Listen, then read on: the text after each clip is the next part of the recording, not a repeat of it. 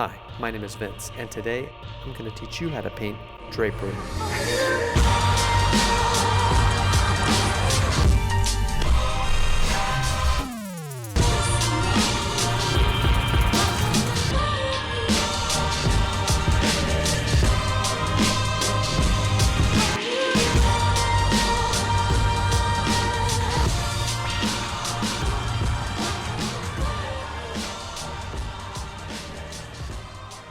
Sometimes I just like to start by just kind of tossing it on, see what happens. Maybe I get lucky. Maybe something works out.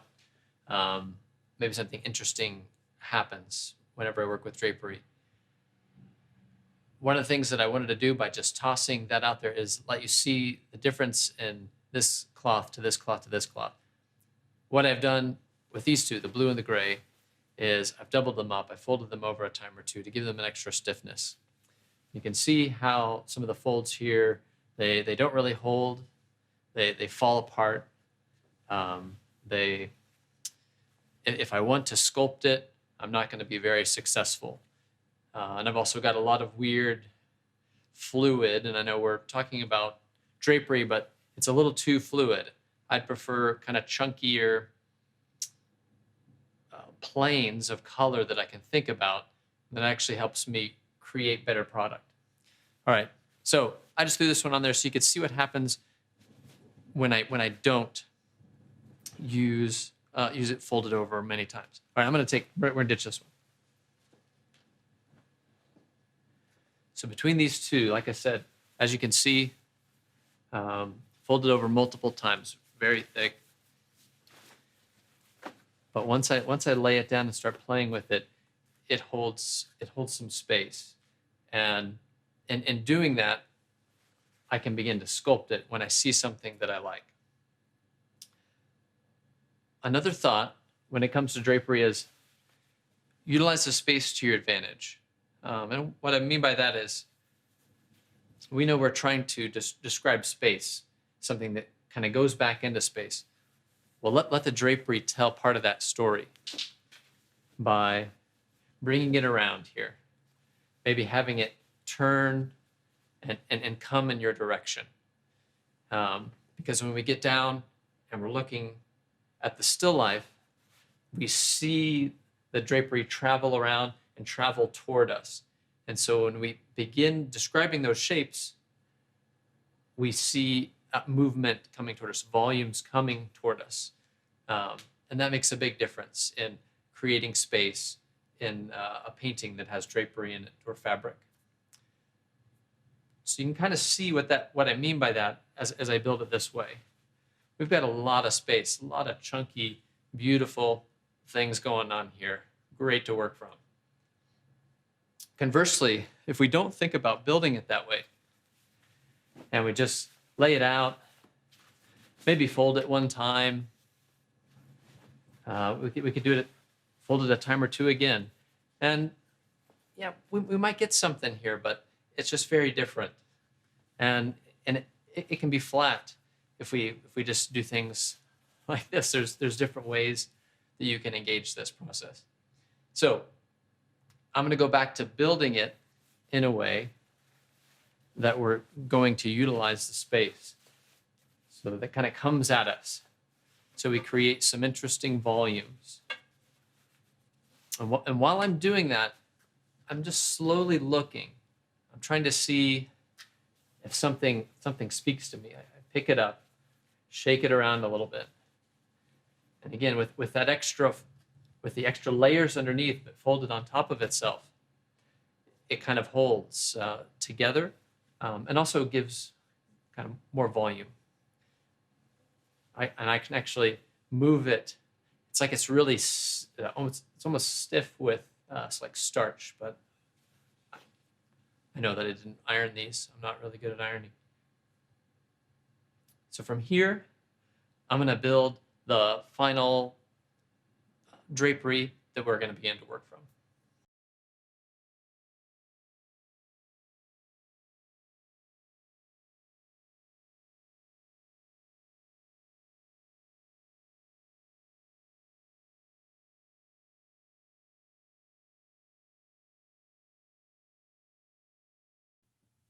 since I want to create some sort of relief within the piece, since we are just making a small piece that is about drapery. But if we're going to make it a true piece of art and not just a study, I need to think about just a little bit of content.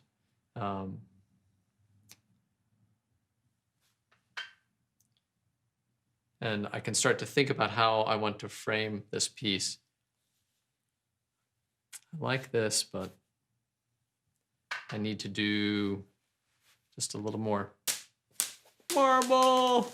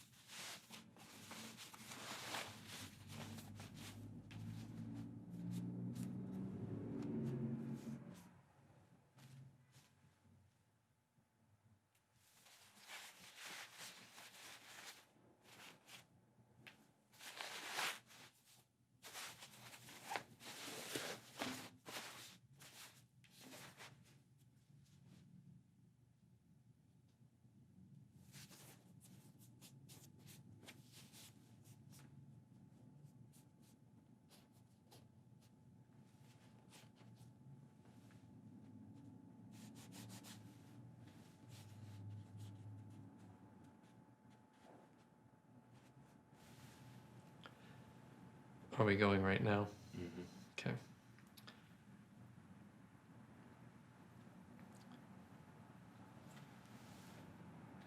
So the still life process for me is really intuitive. I just start working with elements until something speaks to me. I tried to place the marble on top of the drapery. For some reason, I don't know. I just trust your instincts is what I would recommend. It wasn't right. I wanted to provide some relief too, even on this small painting. All paintings are about dominance and relief. And if all I have are a bunch of crazy diagonals from the drape, from the fabric, then there's in some way no place for the eye to rest. So I thought I would just try to include some of the tabletop and perhaps the edge here in the frame so that our eye has a place to go and rest away from the chaos of the drapery. I think I'm getting really close here to being done.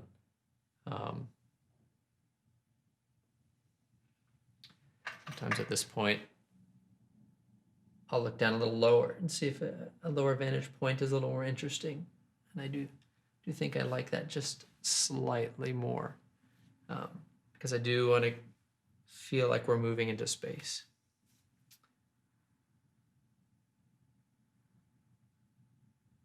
Okay. I think we can try to get set up with painting now. One of the things that I noticed as I was building the still life and sculpting the drapery is that I have two diagonals that are kind of running across what I imagined would be the picture plane. So I'm going to start with those first because I really want to lock those in. Drapery, a little bit like landscape, gives you some fudge room, meaning that, it doesn't have to be exact. A clump of trees, as long as they make sense in the space, no one's going to say, hey, those clump of trees were wrong, unless they were really painted poorly. Same way with drapery. You've got a little bit of room here, and got a little bit of give. It doesn't have to be exact as long as it's still holding those forms and maintaining those shapes. And so, honestly, don't beat yourself up if the drawing is just a little off. It's okay.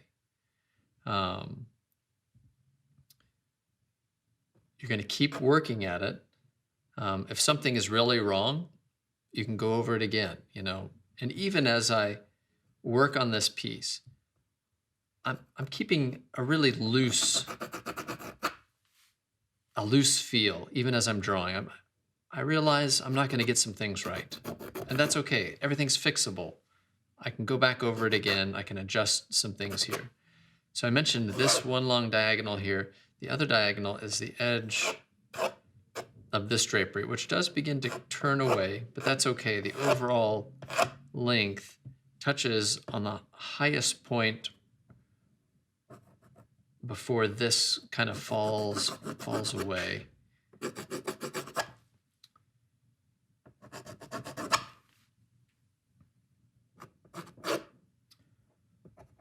So once I've established some of those, and then I've decided that, you know, I want the marble in right about here.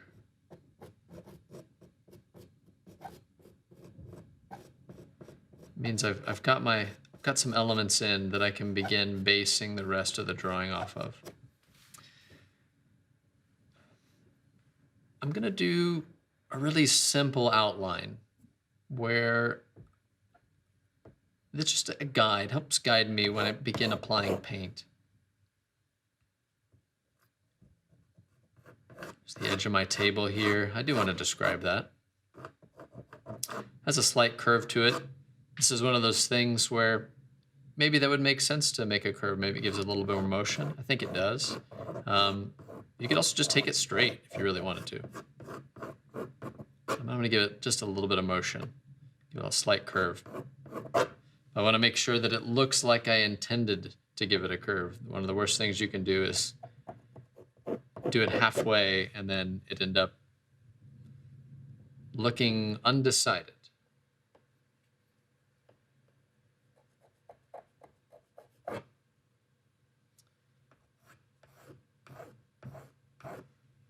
So again, just establishing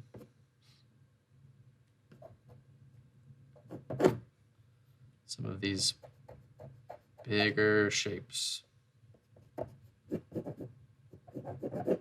It's just going to guide me when I start painting. I don't want to get too lost, which I'm liable to do. It's good to know your own weakness in art making. I'm weak at drawing, which I just am.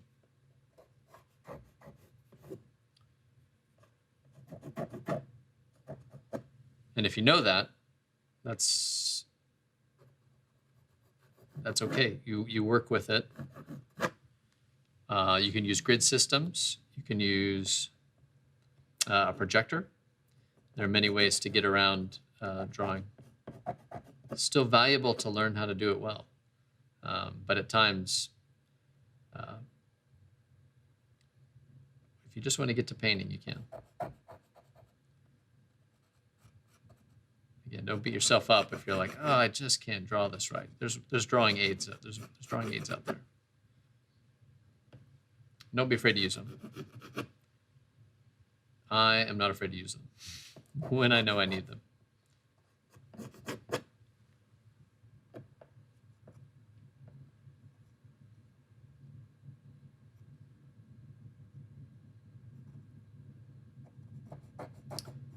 So right now I'm just looking back and forth.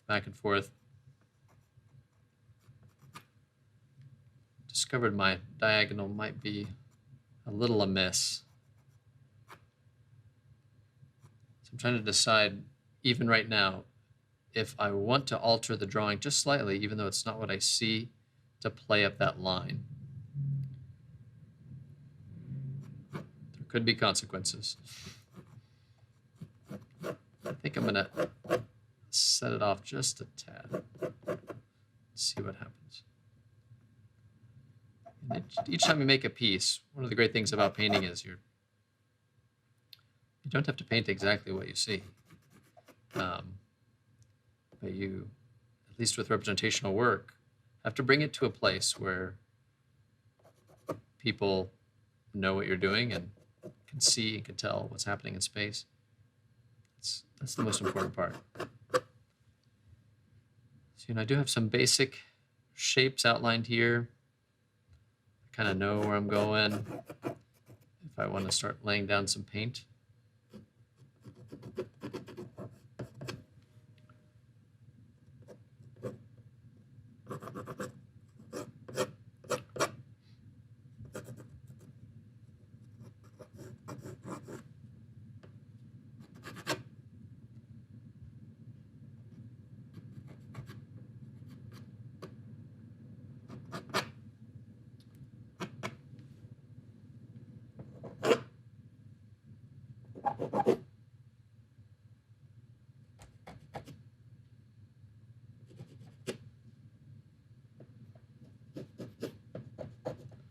Just gonna form myself of a few more little things here and there.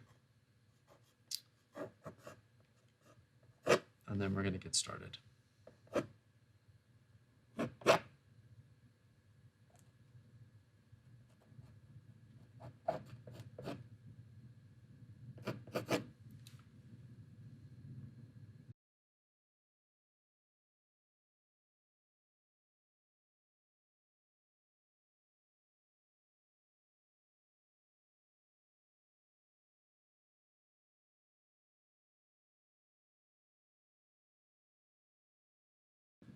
You might notice that the still life itself is really big. And I did have to pick a certain point, a certain composition. And as I described, I'm looking at these kind of two diagonals, these implied lines from this drapery up to this point here, and kind of how this one will go across. So specifically, that's where I laid my eyes. When it comes to the drawing, getting the drawing bit in, I know it's really hard to see what's going on here right now. Basically, if I think I've achieved enough of some of these shapes so that when I begin laying in my darks, then I'll know where I'm at in the piece. That's kind of how I know when to stop this drawing portion, which is getting pretty close. We're getting just about everything that I can do at this point.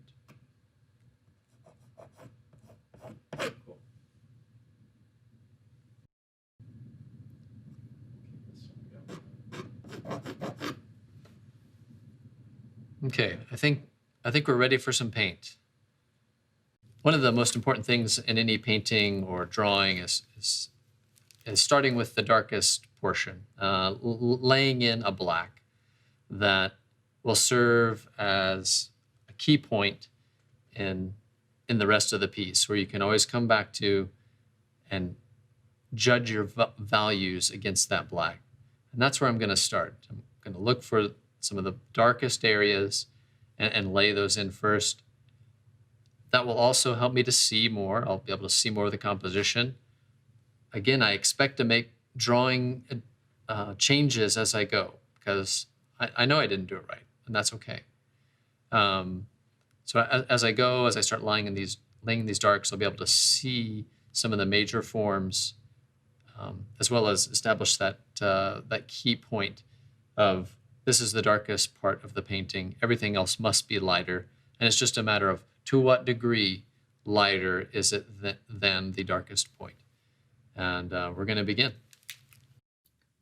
My black, and this is nothing new. A lot of people do it. Is ultramarine blue and burnt sienna.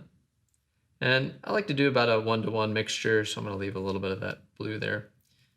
And burnt sienna and ultramarine mixed until I can see kind of when I scrape it thin, really thin. Okay, oh, I see it's still a little warm.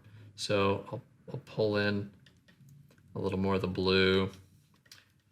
And about the time that I can't quite tell if it's warm or cool, I'm satisfied. And this is my black, and I can really spread it out here thin, and as it gets kind of thin against the gray palette, I'm liking this. This is a good black. I've already mixed some up here. I'm gonna just add that to that, but that's the darkest paint on my palette. It's a mix of these two. The value in creating your own black is that it's a chromatic black. It's used with two very high chroma colors straight out of the tube. It has a lot of possibilities to it because you can tilt it a little bit of a little redder, a little bluer, depending on your needs. So I've got that black made. Let's open up the thinner and we'll get going. I don't use a whole lot of thinner. I like to just kind of activate the brush a little bit. And I'm looking for a little fluid, but not much. I still want it to be mostly paint that I'm moving around and not too wash-like. And so I've got a good mixture there. I'm really happy with that. I'm gonna go ahead and lay it in. There are a lot of places here that I see being the darkest of the dark. But I'm just gonna start here.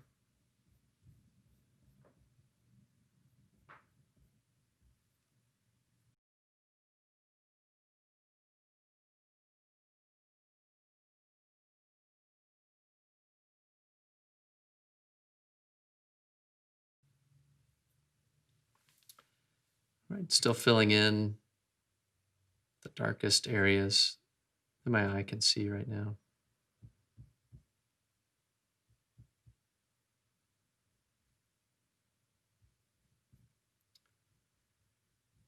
One of the things that I looked for in sculpting the drapery was really interesting areas of light and shadow. I wanted to make sure that I had full dynamic range from a lightest light to a darkest dark. Just because I want to create that excitement. And those shifts, the strong value shifts, do create excitement in a piece.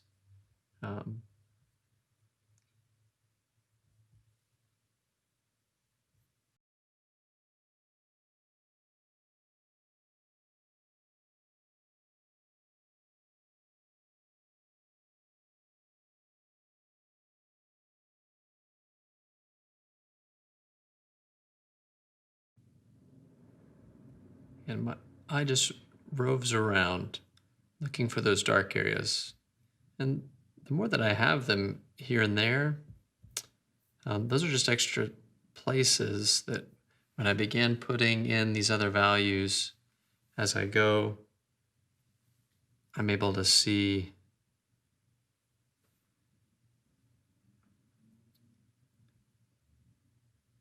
and compare.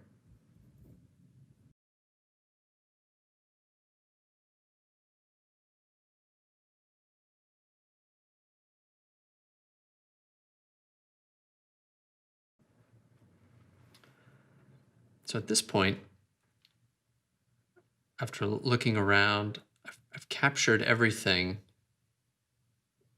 that is, well, I would consider the darkest dark or the blackest black.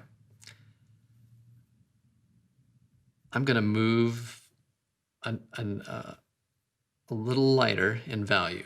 And the places where I see that happening, I'm going to fill those in just like I filled in the black.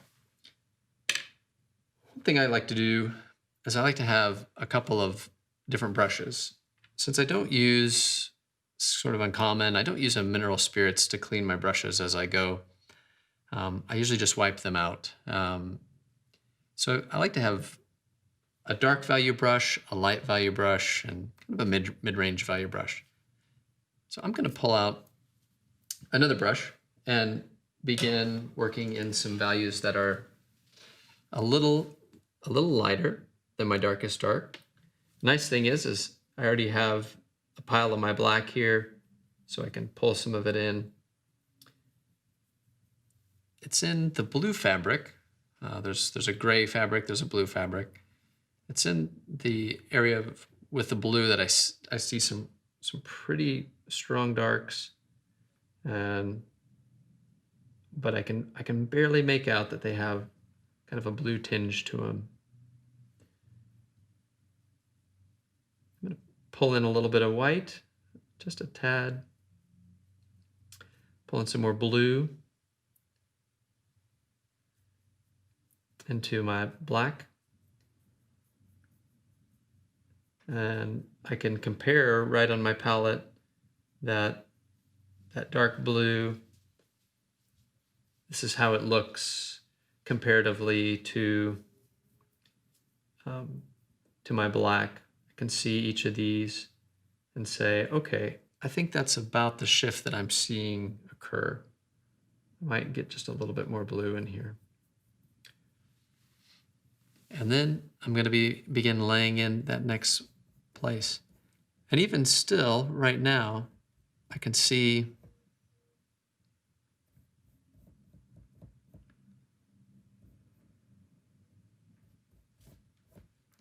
it's just a little lighter.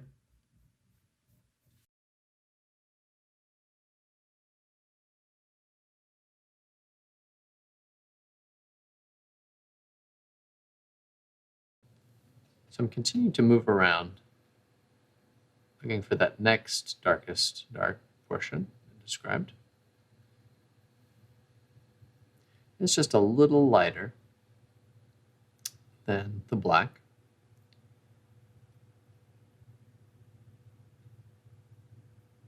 And my eye just will scan and scan and scan for those key areas.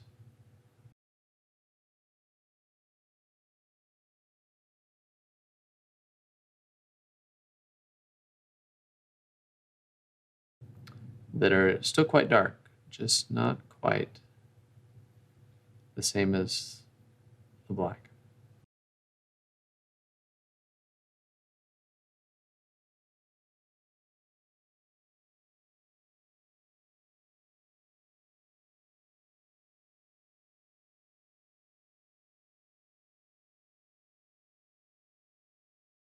And occasionally I'll see a spot in the black that I didn't get before, and I'll make sure to add that.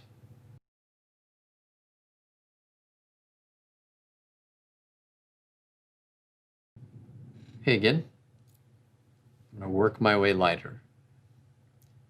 So I look for the next lightest area. I begin looking for the colors that I see in that space, but primarily thinking about the value. Mixing in the same pool that I did before, I of course can see that while lighter, still dark, still quite dark. And when I feel like I've got it, I go ahead and begin applying it. Sometimes I immediately, after applying, say, well, not quite light enough yet. And I can just add a little more white. In this case, white's not always the answer. Let me say that. But in this case, it's the right answer. I'm working on this dark shadow in the drapery. It goes up to about that far. And even here, even now, I'm making drawing decisions.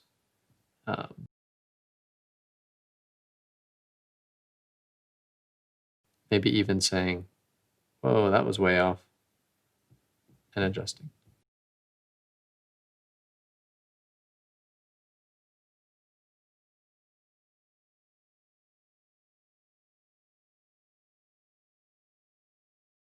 I'm not using a lot of paint, pretty thinly.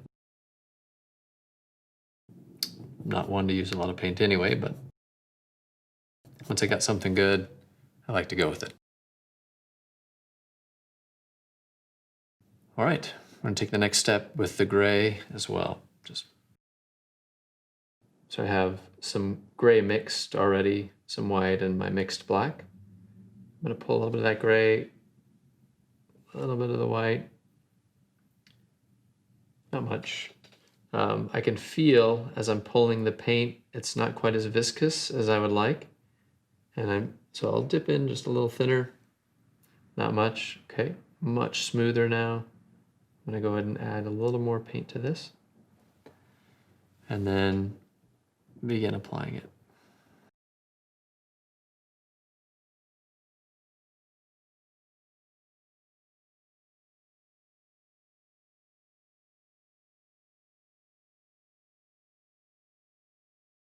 And already one of the things that I can see has happened now that I even have the next lightest dark beginning to get in place, is that my dark didn't quite get the coverage that I wanted.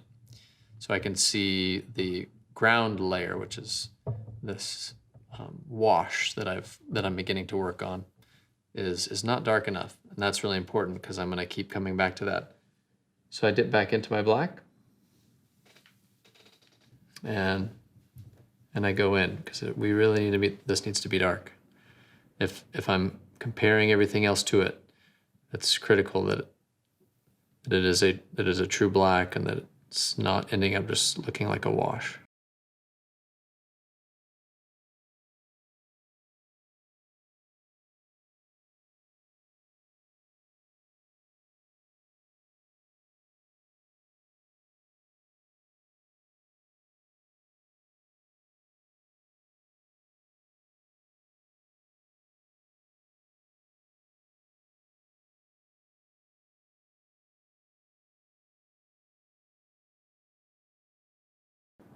Let's keep working our way to lighter and lighter ground.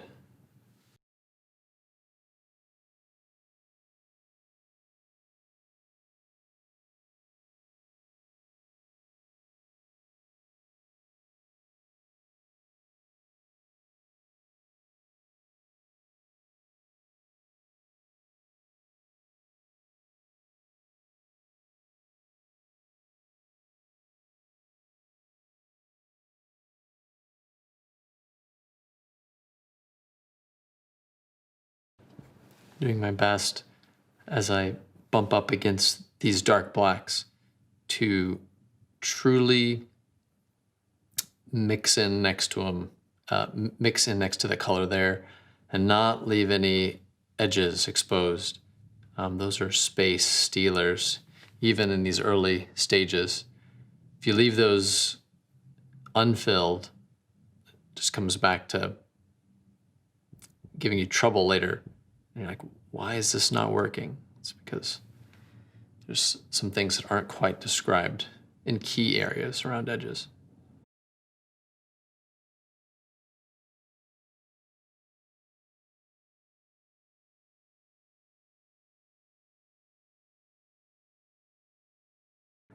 I notice that now that I'm getting to a certain degree of lightness, some of the shadows here along the edge are very nearly that. And that's exciting. This means we're getting somewhere. All right. I keep searching. I'm bound to miss something as I go. That's okay. Again, we're working as best we can with what we have in the moment. We expect it to be wrong and to need repairing later.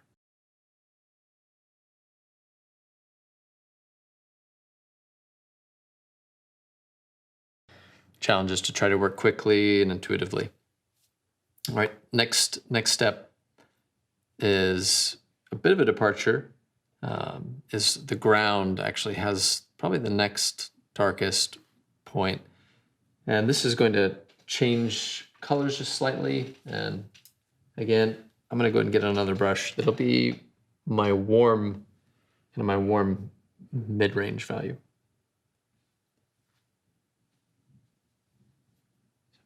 Dipping into some of my warmer colors. Still very dark.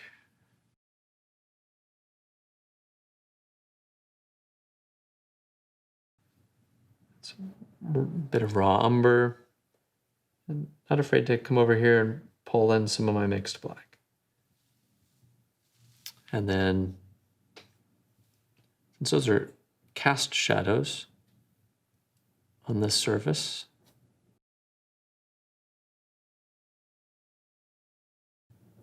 just trying to make sure that I get them.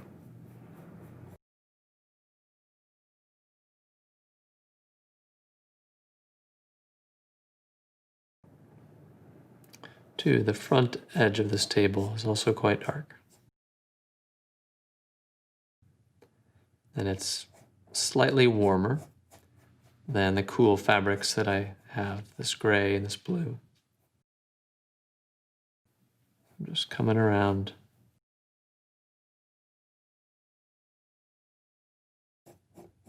So important to get things filled in. And even in this stage, everything is so uncertain because it's not been filled in. So we work very diligently to try to get to the place where all areas are at the same level of rendering. Okay.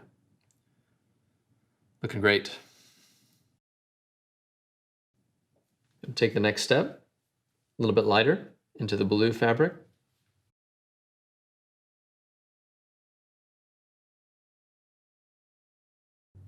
Again, pulling a little bit of lead white in.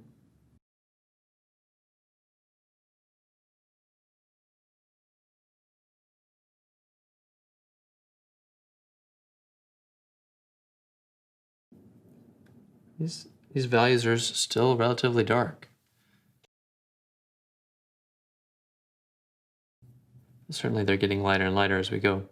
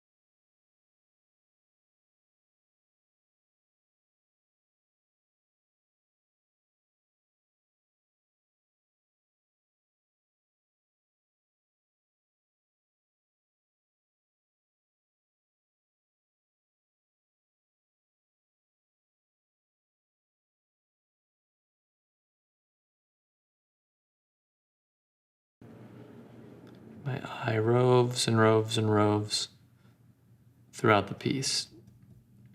Just looking for those points where I see that same kind of dark value.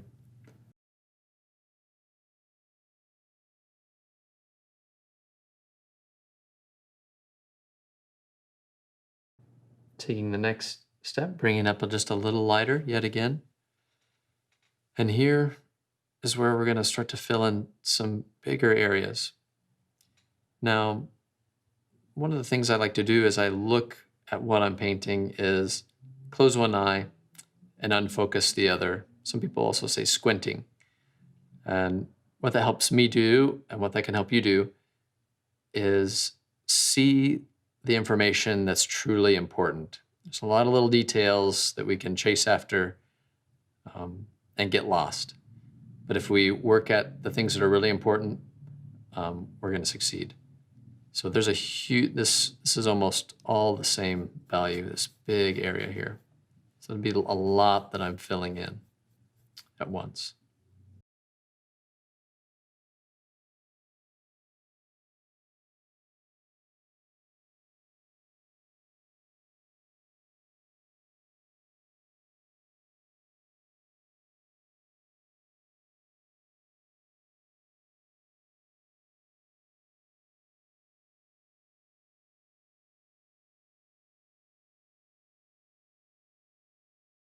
One of the things that's exciting is, at this early stage, you almost can't tell what's happening, but as more and more information gets put in, the image is unveiled. It's really exciting.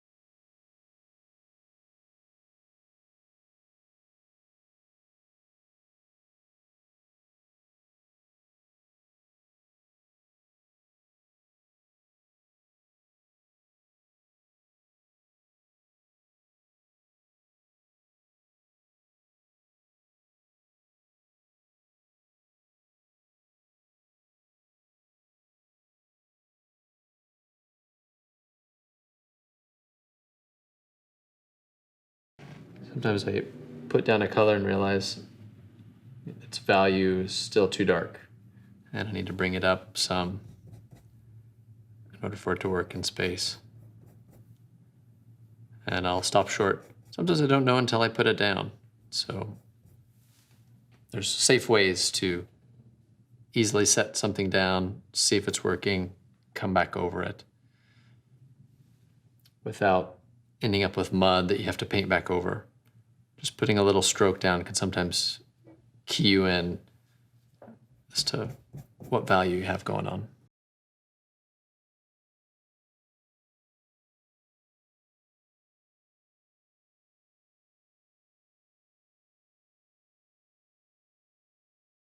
I have a tendency to paint darker than what's there, probably because I work from dark to light.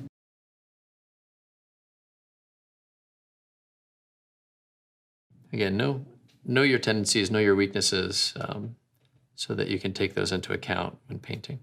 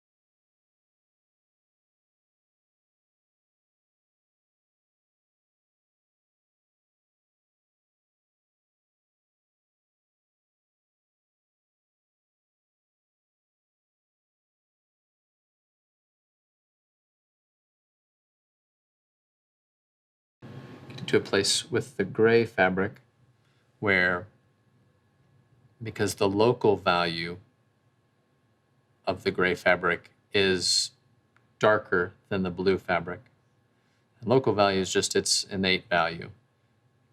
It's just darker. The light falling on it is very near the same value as the shadow over here in the blue. So even though now I'm actually getting to some of the areas where light is falling, it's good to note that on the gray, the local value is significantly darker. And keeping those consistencies is extremely important. Because if you use the same light values and dark values on all the varying colors or differing fabrics you might have in a piece, it's immediately noticeable and the illusion is lost.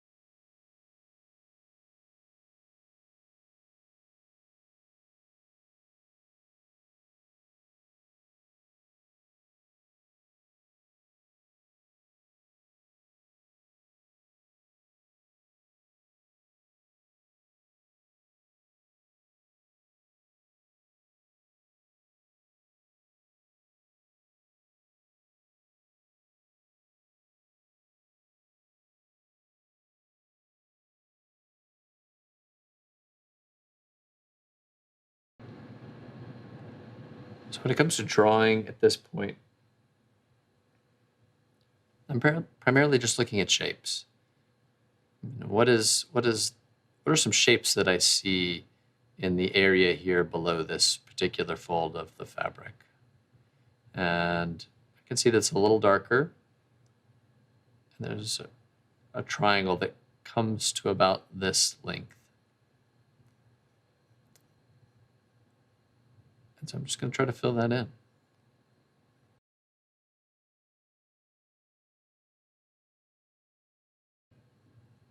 Just one shape, and I'm just taking it a shape at a time.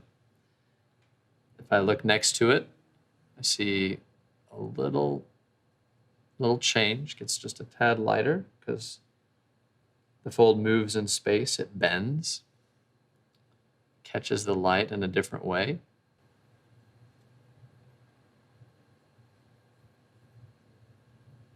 And I want to add that.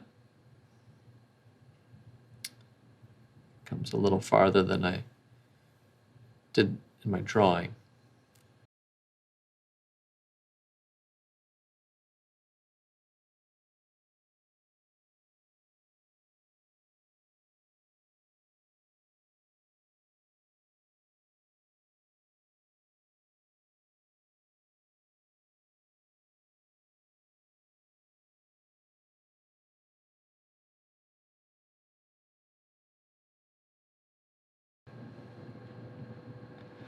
Even though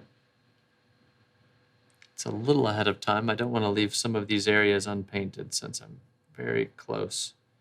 So I see the highlight of this fabric coming at this corner right here and fading away.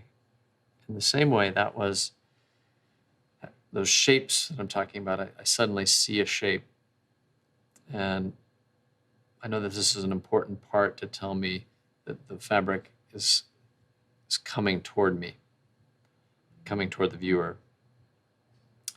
And on the other side, we have another really light plane.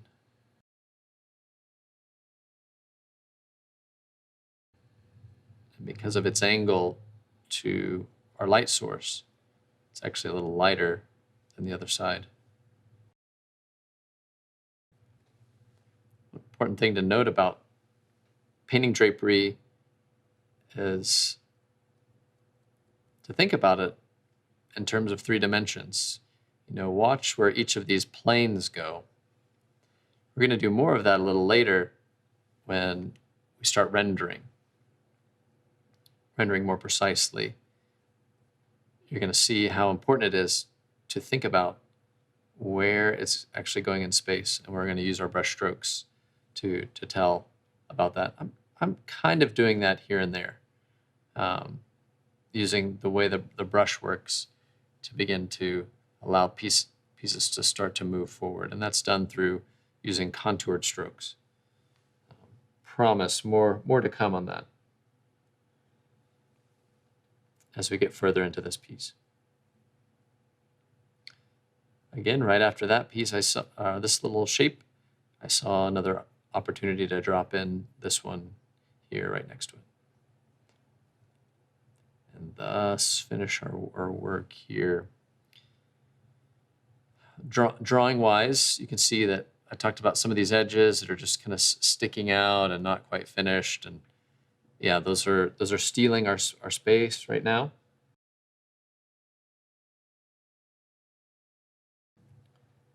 So I want to make sure I address that.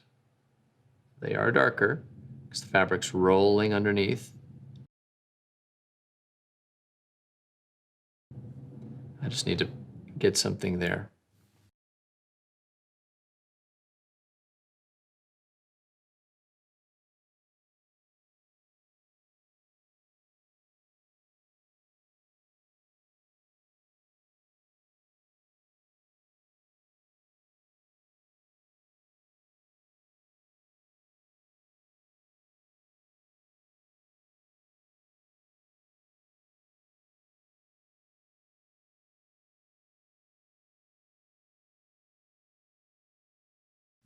Comparing values in a few areas, I can see that I'm going to need to address the tabletop next. So I'm grabbing my warmer brush.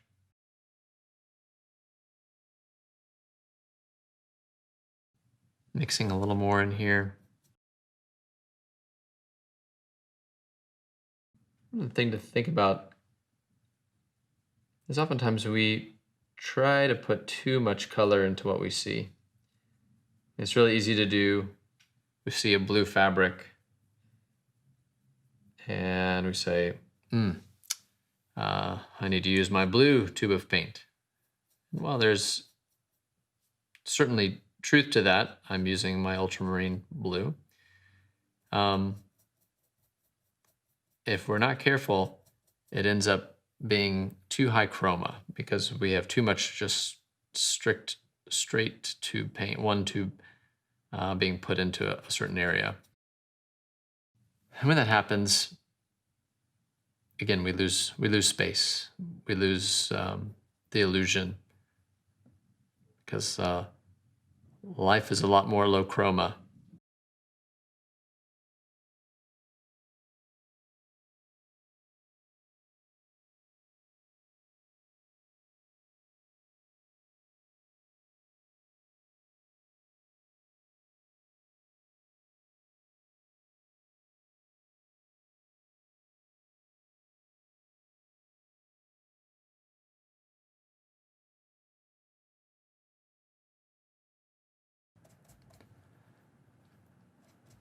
Sometimes I save exciting areas for last. Let's be honest.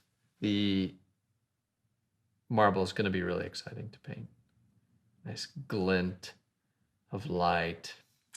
So sometimes I just hold out on some of those, even though I see in the marble some of the darkest darks. Some of the black is in there, and certainly some of the things I'm painting now. So maybe I'll fill it in just a tad, give it something.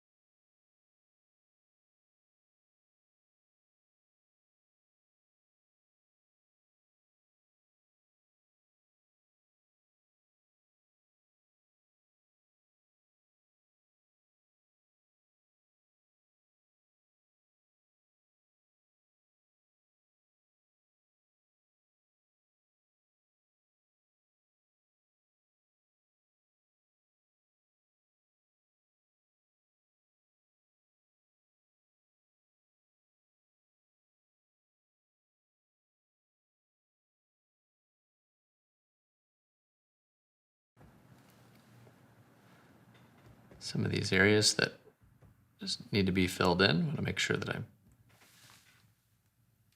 getting some good value in there. Getting them covered.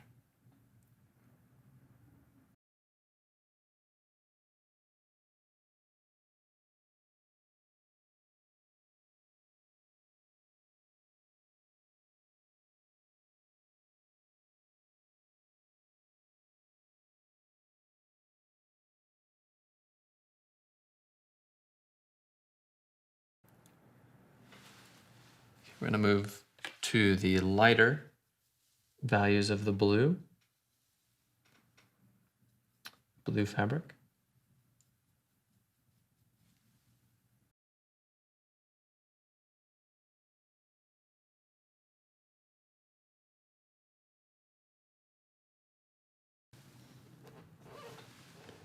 And that was a little test swipe to see how my values were coming.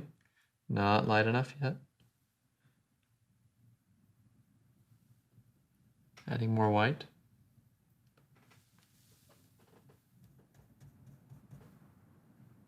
Okay, now we're getting somewhere.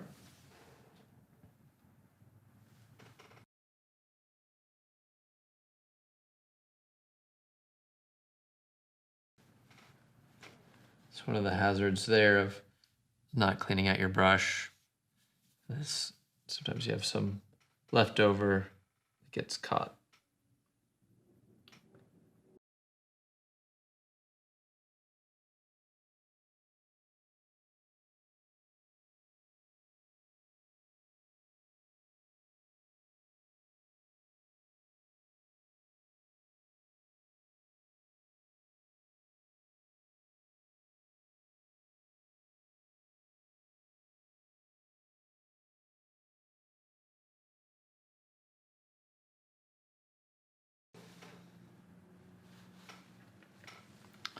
I realize I haven't filled in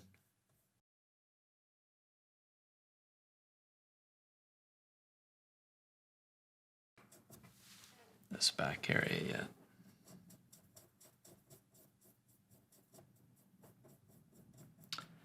It is darker, which is not a bad thing. Light values tend to come forward. Dark values tend to recede. It just so happens that this is darker than the fabric that I have here, and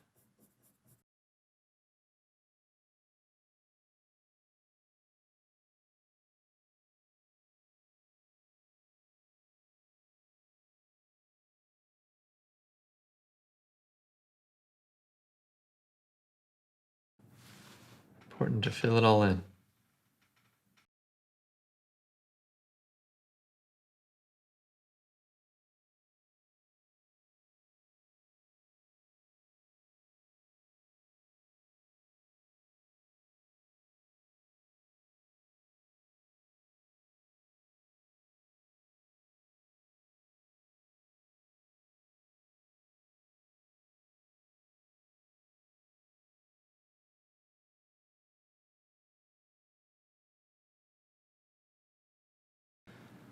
See here, I see some drawing errors that may in the future steal space. I don't want that to happen. Just trying to adjust them now in the painting process.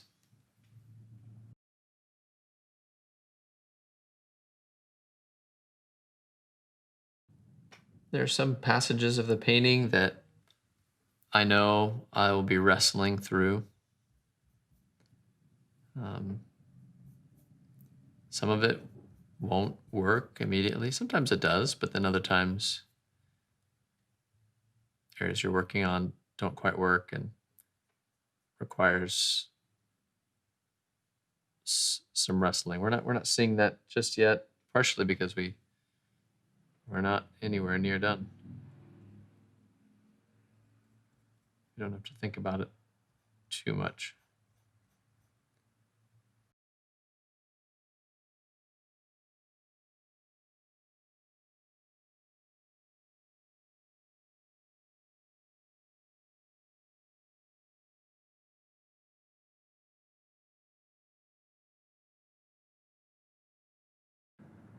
exciting to watch some of these light values get placed.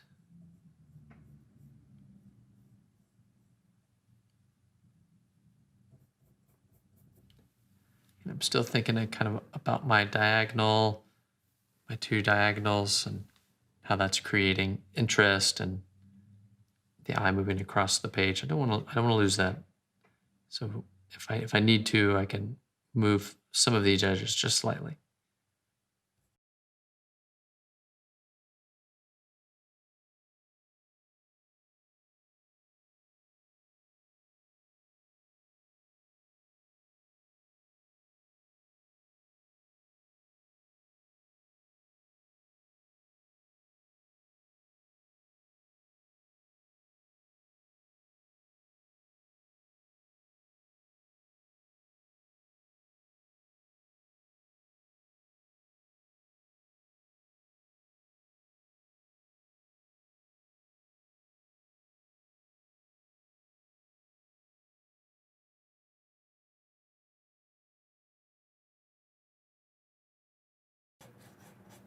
And I'm getting closer and closer to filling it in.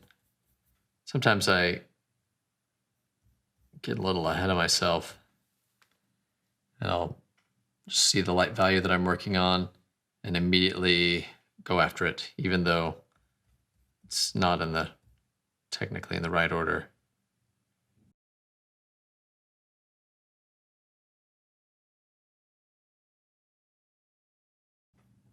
I'm just looking for some of those shapes.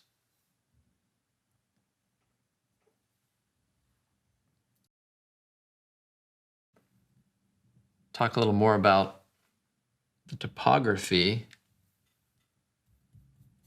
when we get into rendering it just a little later.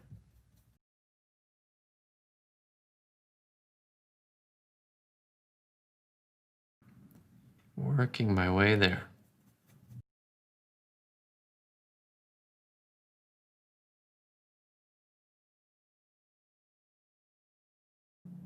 I don't know about you, but it's usually about this time in a painting when I've, given it some attention, worked on it for a while. And this is the place where I kind of think, is this it? It's not working. I don't like it. And when you've hit that space, then it's easy to want to hang up the hat for a little bit, quit, go do something else. But this is also the most important part, time and part to engage, see it through, see it to the end.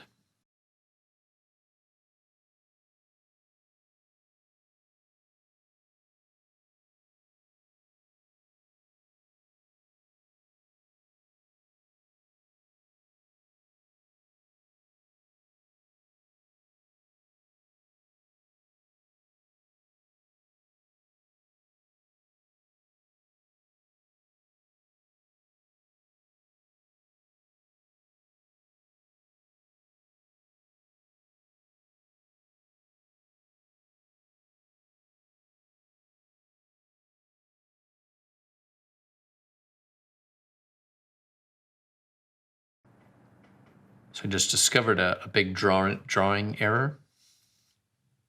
And if I'm gonna have success, I'm gonna need to change it. So even though, for the most part, everything has worked so far, this area I've drawn too high. It needs to come down farther, quite a bit farther, in fact. So I'm going to, and that's how easy it is to get off track. I was completely off track.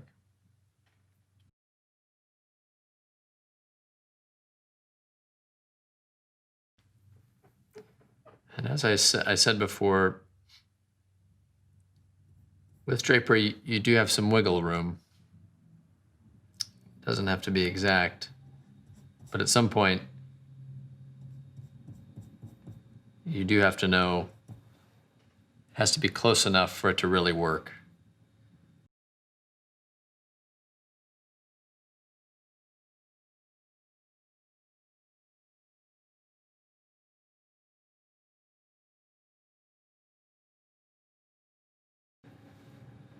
Just fixing some of my drawing errors.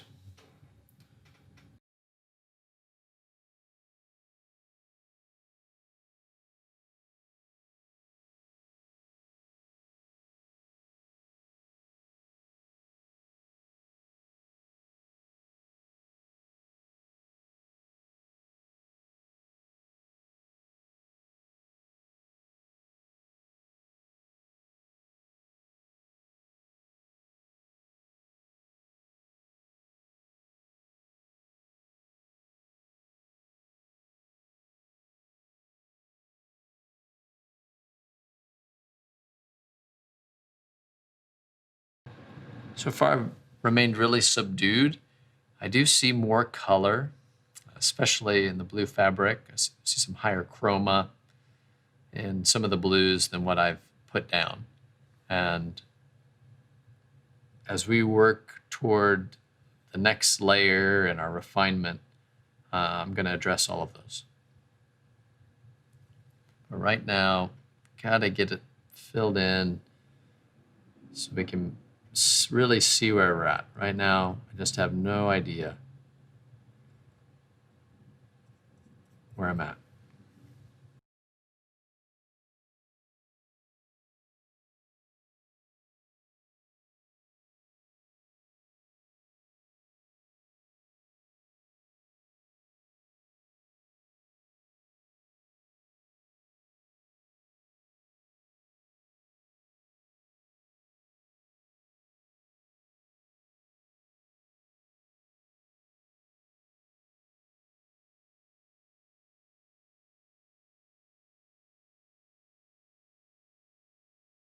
It's exciting when you get it all filled in,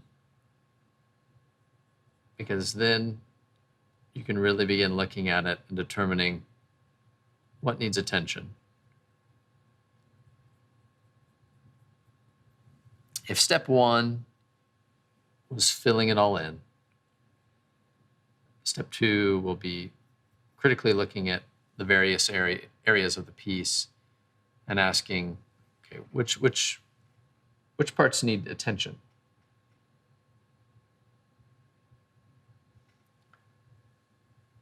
If there's anything that I hope to achieve with these tutorials, is teaching each of you to learn how to look at your own pieces, to problem solve visually what's happening in anything you're making, and to not fall on a set of equations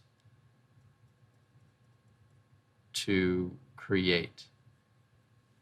And I think we all know what that means. It's the sort of thing that says, well, paint this color here, paint that color there, and now you have a seascape. While the result might be nice and it might work, the fundamentals of painting have been ignored. And really, no learning has taken place.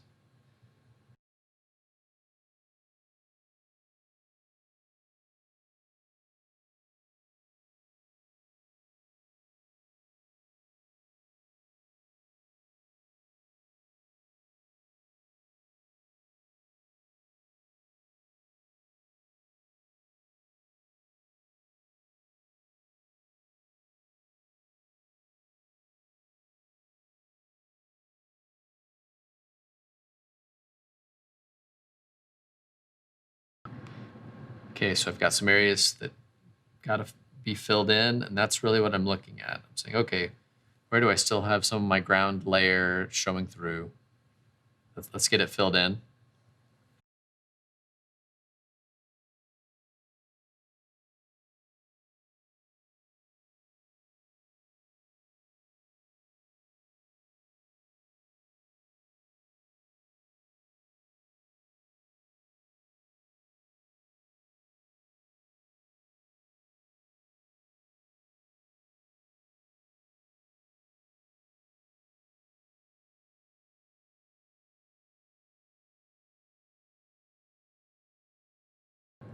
So that we can take a step back and assess where we are.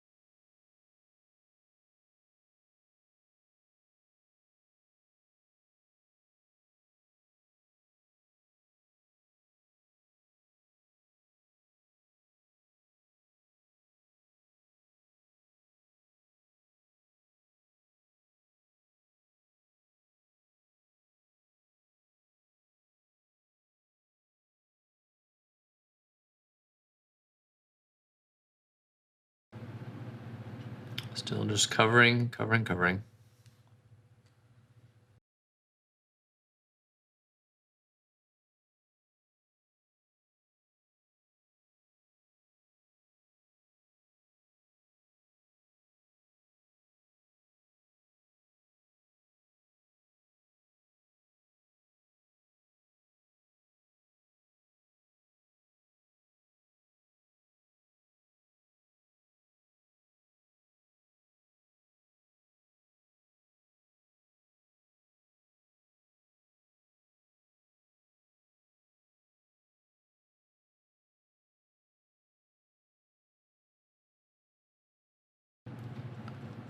It's a lot of looking.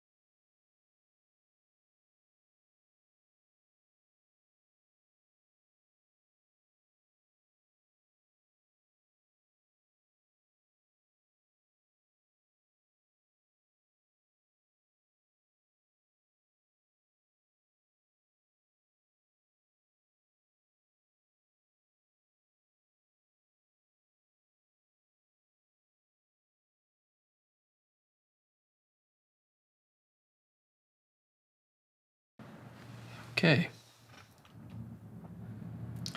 Mostly covered. Yeah, we're gonna still encounter some areas that aren't quite.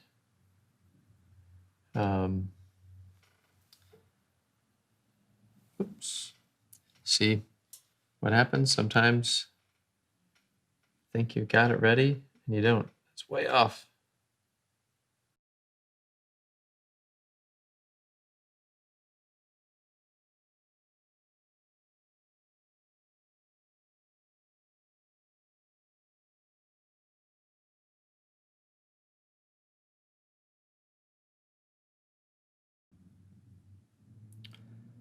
Like I said, mistakes happen all the time. I expect it.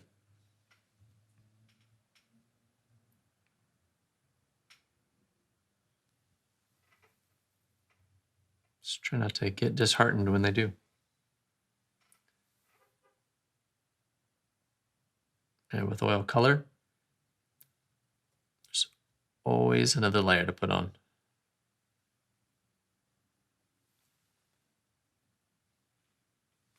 And if you're really upset with it, you can wipe it out at the end of the day. Start afresh.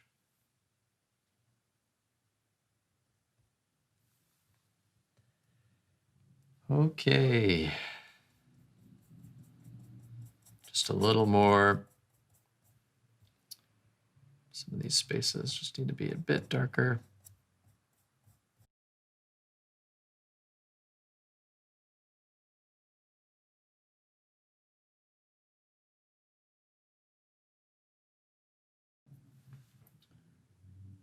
Some need to be a bit lighter.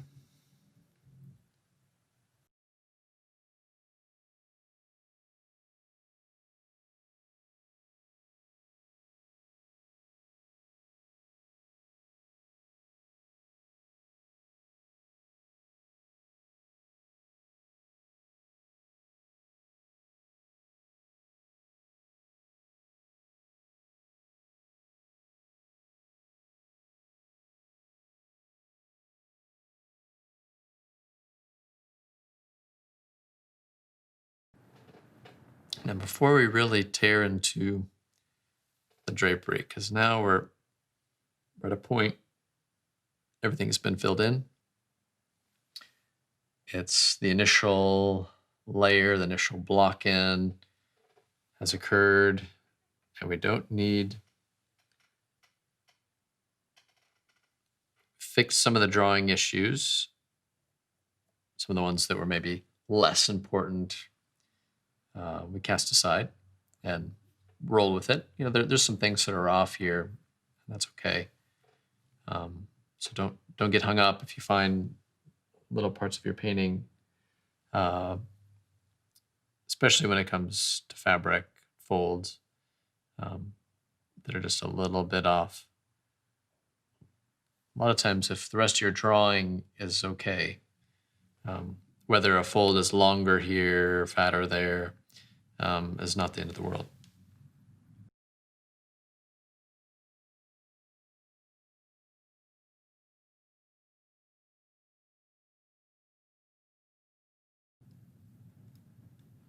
And besides, we're making a painting. If we wanted an exact representation of it, we would have taken a photograph of it.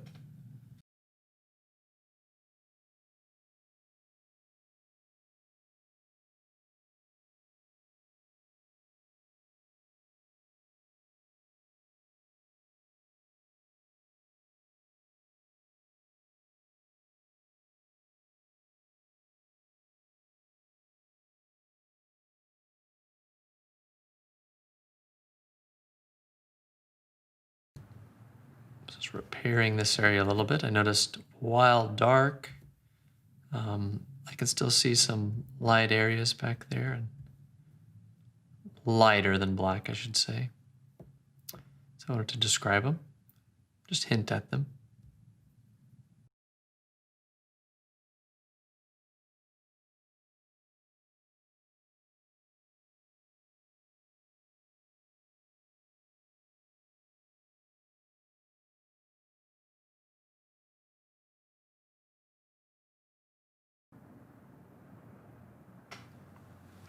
For some of these blues, they are quite blue, and I don't want to lose that, because right now there's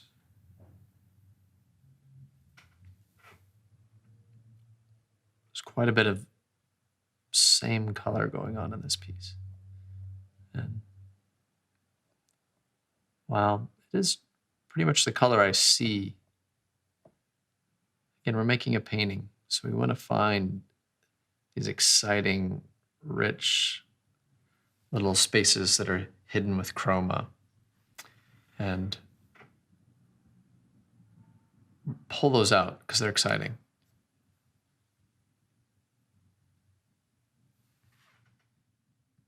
Okay. Now for a fun break, let's work on the marble.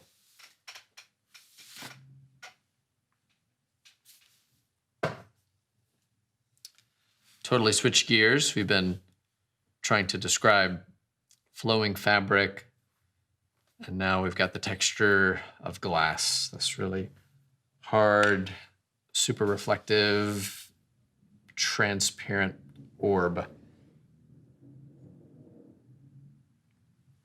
I handled this the same way I did the drapery. When I look, I'm just looking for some shapes to begin putting down. A great place to start is always the darkest dark. So I look at the marble, I see some darks. Got a smaller brush out for this. I know I'm gonna need it. Certainly underneath it, there's some, it's fairly dark on the tabletop. In the marble itself, I see another shape about like this.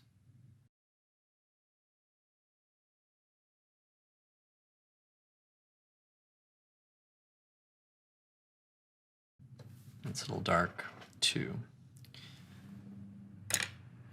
Good thing is it's reflecting some of the things that are around it. So I see some of our drapery colors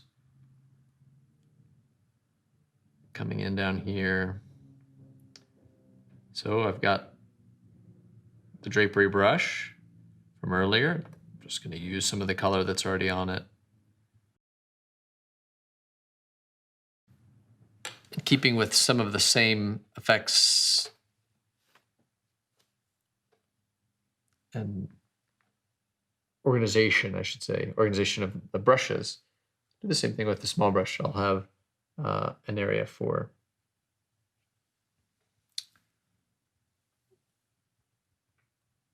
or I'll have a particular brush, excuse me, I have a particular brush for lights and darks. So I see a nice kind of reflective spot up here, as well as on the underside too, the light's traveling all the way.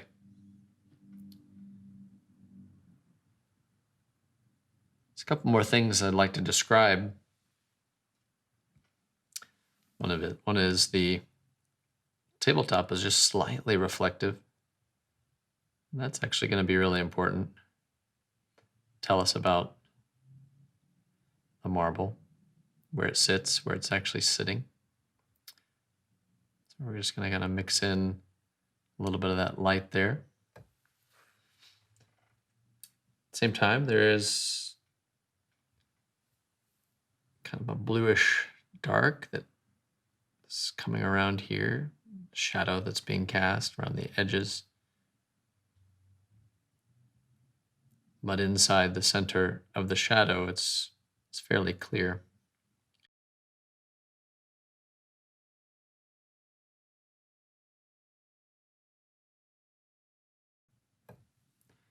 If you're thinking, wow, I want to, I'd rather be painting transparent, shiny things like glass and metal.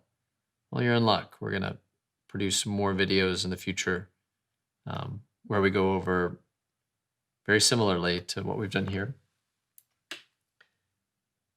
Or what are the important things to make sure we get down?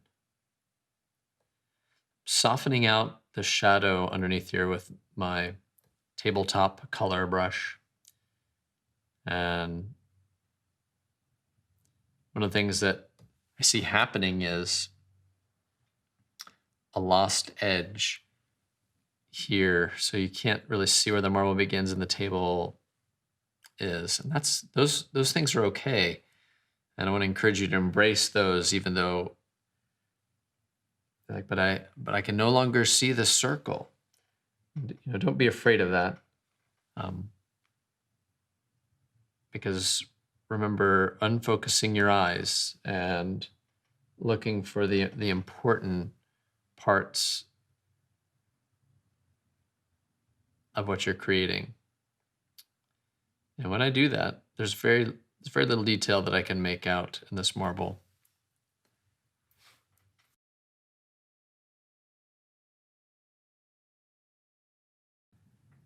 Sometimes it's hard to tell where the marble begins and the table begins.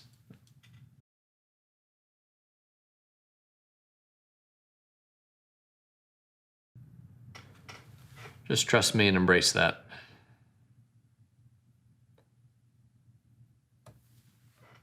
And see what happens in your painting when you do.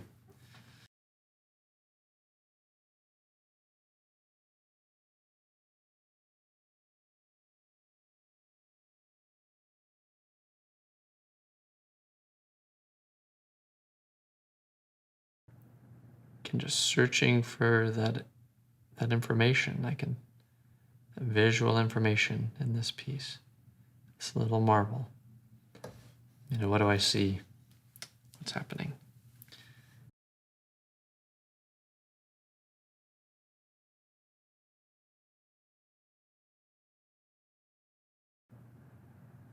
One of the things I like to do is I just keep working until I see it sitting in space.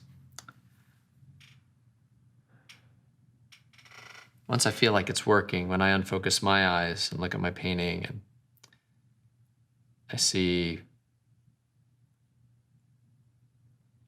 it sitting on that tabletop, then I start to get really excited. And I know I'm doing something right.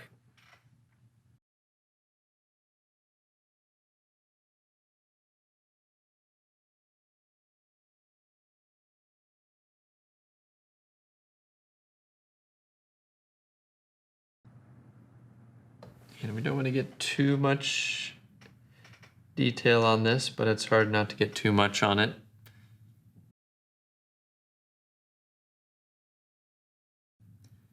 We just don't want it to get too much more rendered than what we already have going.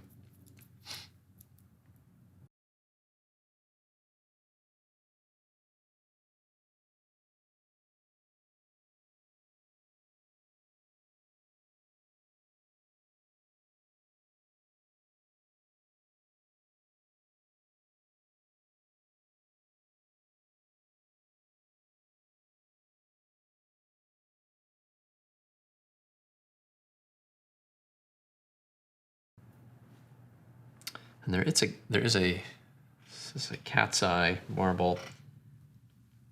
Sometimes I'm trying to decide if I want to include everything that I see. You're a painter.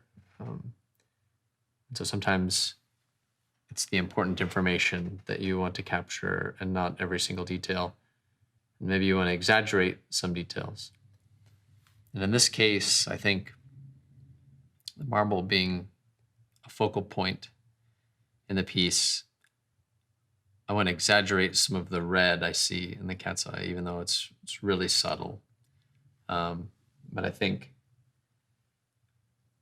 in doing that, I'm going to create more visual interest in the piece overall. Largely, we have a cool dominance. And so if we have a warm relief, especially in just a little bit of red in the cat's eye marble, we're going to see just a little bit of excitement happen.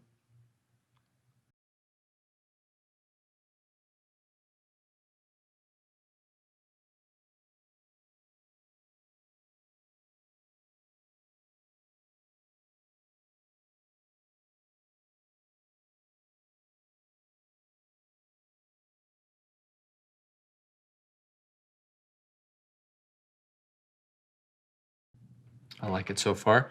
It has some white next to it, white part. We'll see how that goes.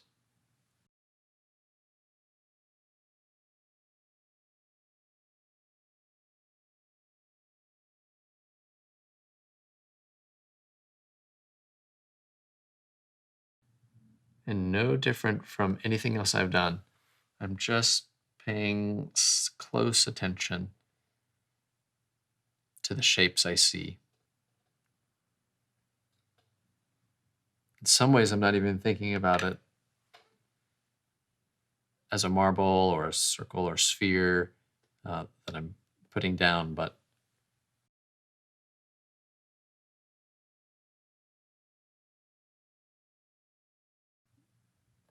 more about just a collection of shapes. And then I just begin working on that collection of shapes until they do something. And when they do something, it's exciting.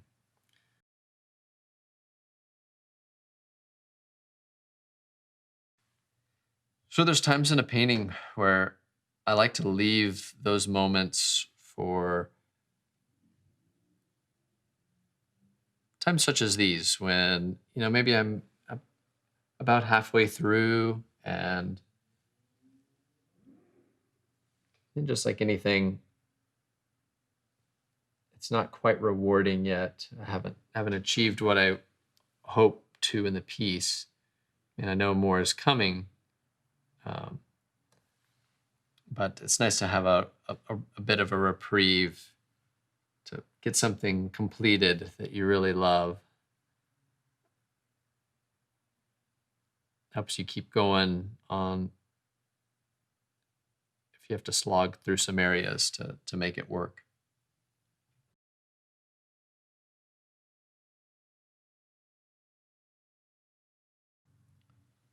So I think we're going to stop it there. Maybe just a little more.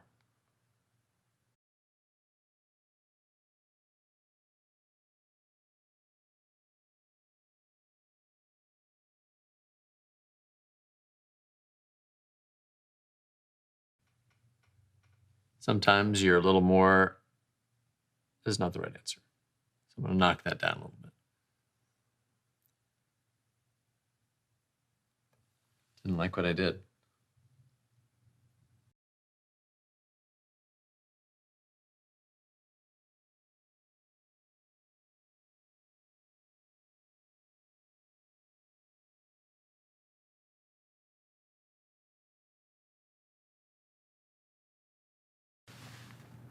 Okay. There's a few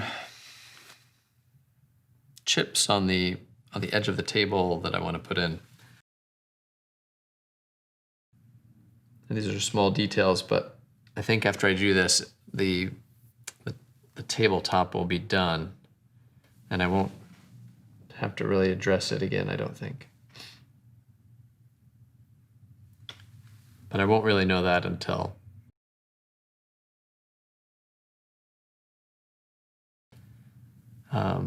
I get the rest filled in.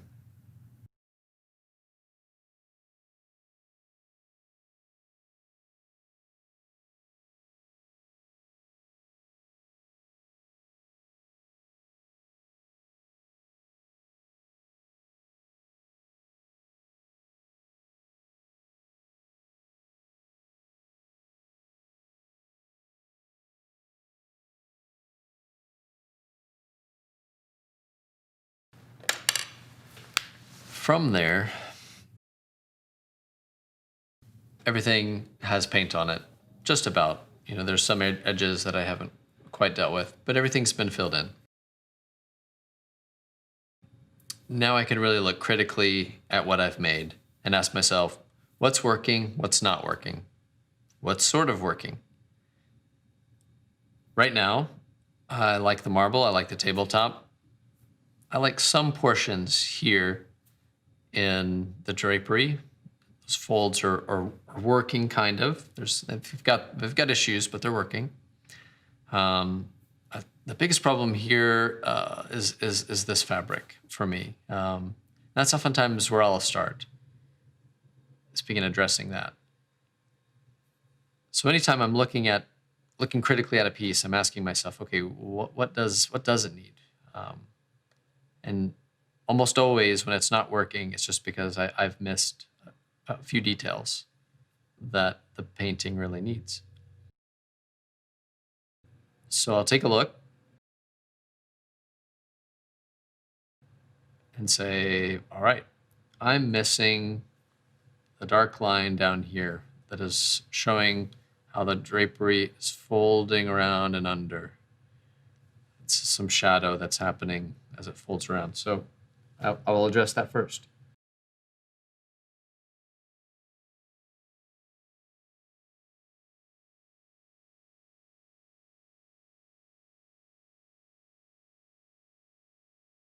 And I've got my liner brush now that I can begin on some of these areas, since we've got our major blocking in, and now we're going to try to take everything to the level of the marble.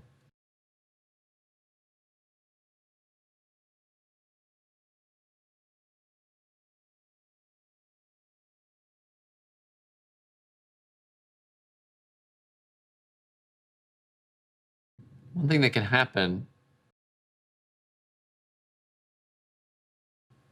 is we have to be careful if we just try to describe that as one line, because most often that too kind of steals space. I do need to get it covered though, so I'm going to start by filling it in. Even the paint alone helps it work, but that's not going to solve the problem.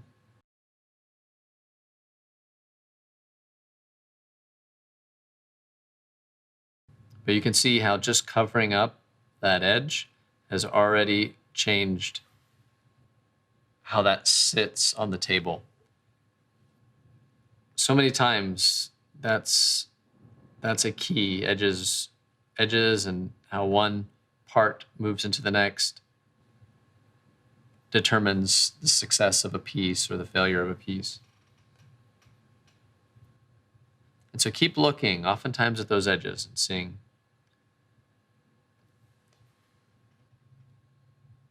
So since I'm focusing on this area, I noticed, hey, the shadow is a little darker in here. So I made that adjustment. I'm going to do the same thing. I'm just going to kind of keep looking around here, seeing what's happening. Okay. Really interesting thing kind of happens here. The shadow gets really strong, actually falls behind this top fold, but then kind of sets off into this direction.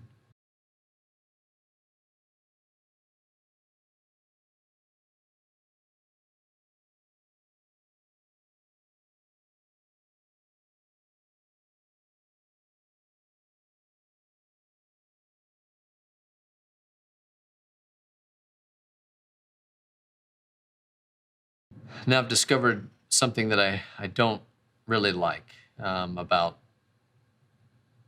the painting and my still life setup. So I've got to make a decision. I don't really like that this edge and this edge are so close. I would rather it kind of fell off the side or did something other than come so close. Perhaps if it wasn't as close, I'd be happier with it.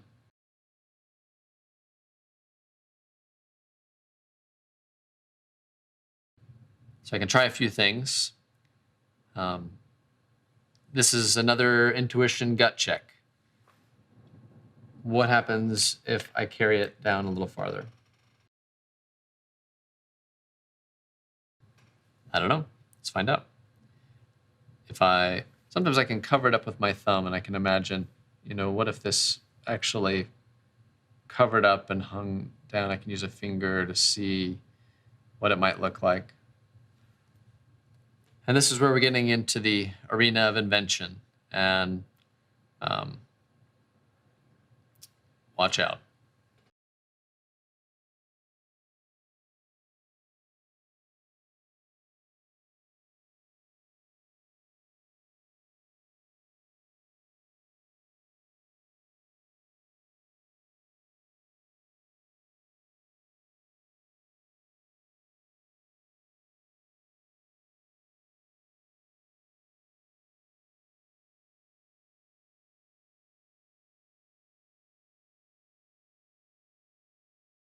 So I was able to just test and see if I liked that. I don't know that I do. That's okay. That's what paper towels are for. But anytime you can just kind of rub that out.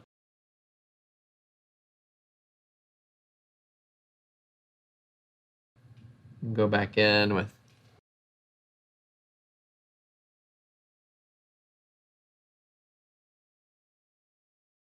some of my color.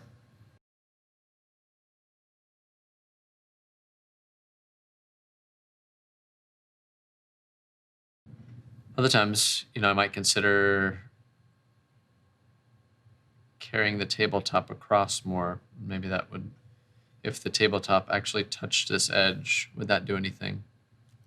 I don't know. Let's find out.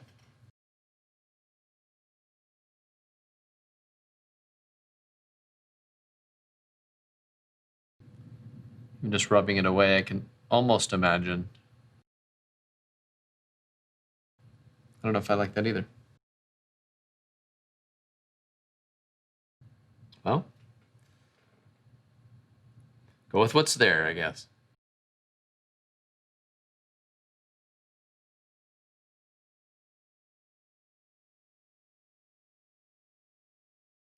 In the comments, you can tell me whether I should have done one or the other.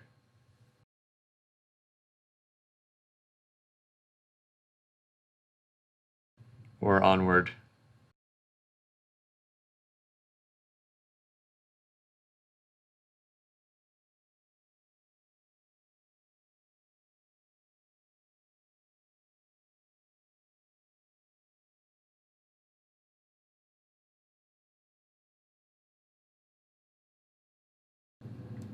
kind of okay with that. So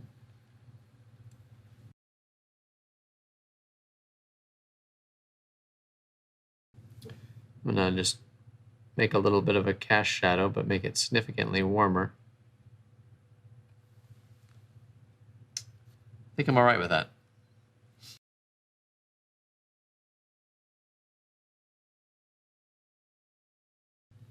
Again, these are always just kind of trusting your own intuition. Sometimes it works, sometimes it doesn't.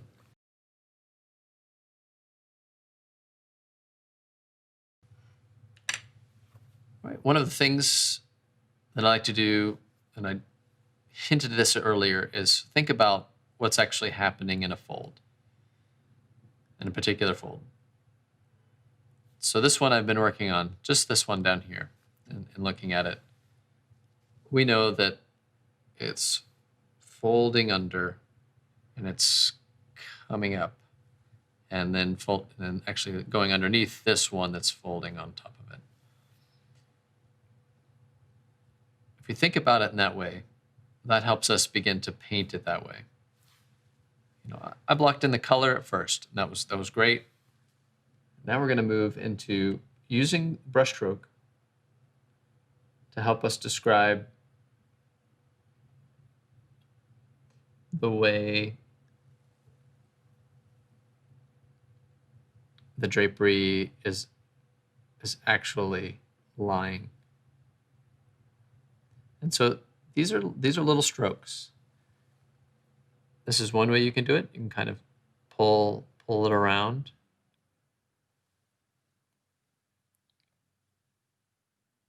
Fill in some of these areas that I have not quite finished.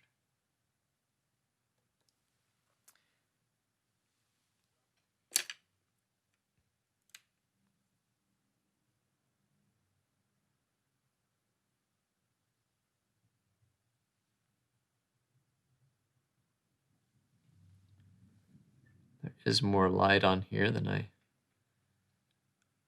put on, so I'm just going to kind of lay in some of that initially.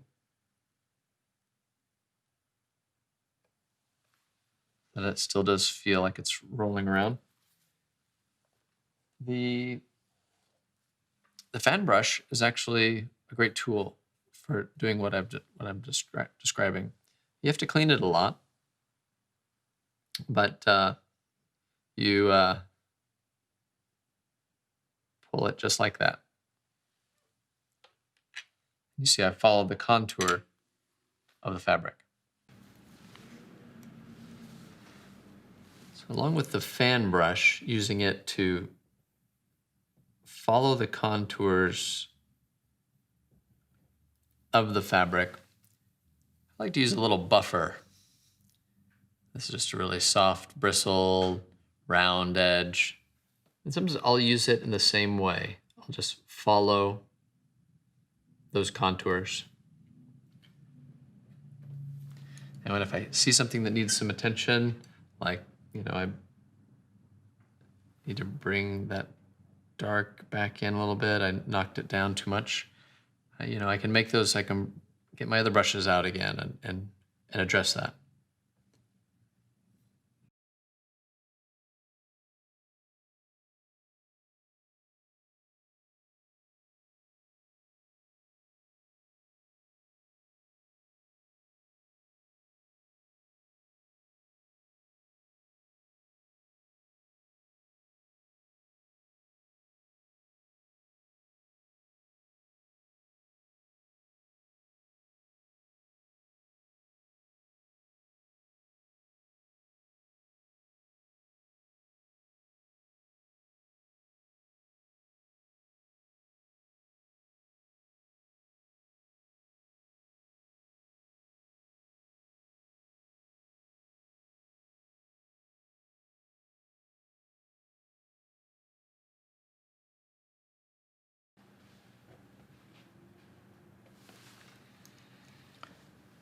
And I'm just using the contour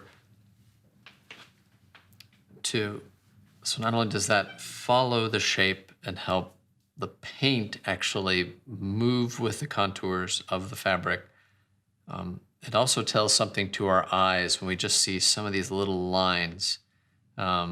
We understand that that's coming toward us using those lines in a certain way.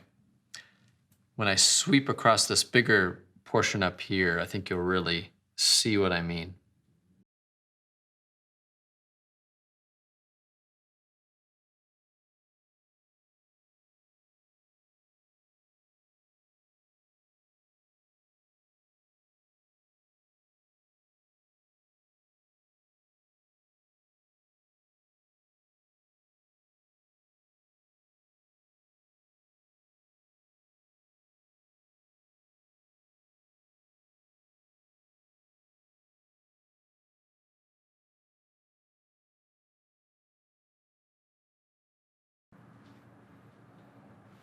It's often when I get into the rendering stage that I have Edward brush hands and I'm holding all these brushes as I work back and forth in some of these areas. Just noticed that some of my darkest points there weren't looking as strong, probably because they've gotten bumped around a little bit.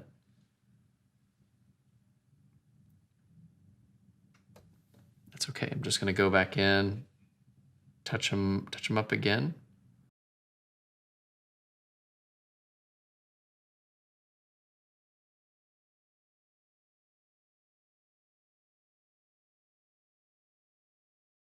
To really get things in space.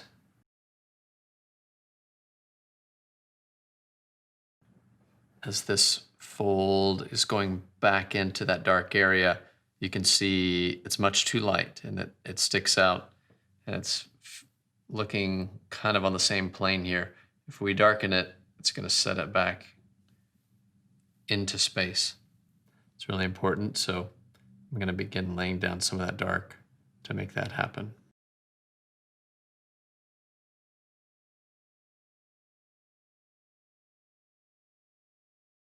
These are all things that we see and we pay attention to when we're just doing what we do in life. We know that's the way it works, but we don't know it. We don't think about it. And those are the things as a painter you really have to key in on. All the things that we don't notice day in and day out, but are the way things sit and the way light works.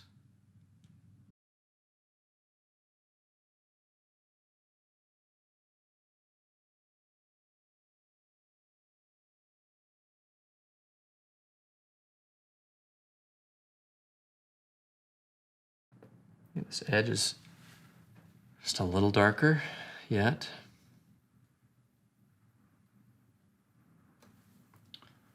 Goes in. And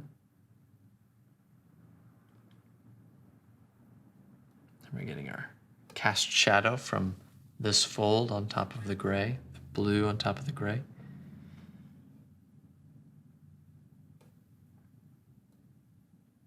And as this fold above this one turns in and turns up underneath, we have this dark edge.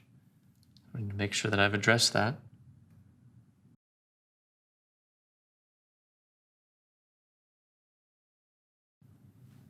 And then, I can use my buffer brush to pull that up using kind of a rounded stroke. And again, I would say this is really the key to drapery is contour line strokes that follow the topography of the drapery.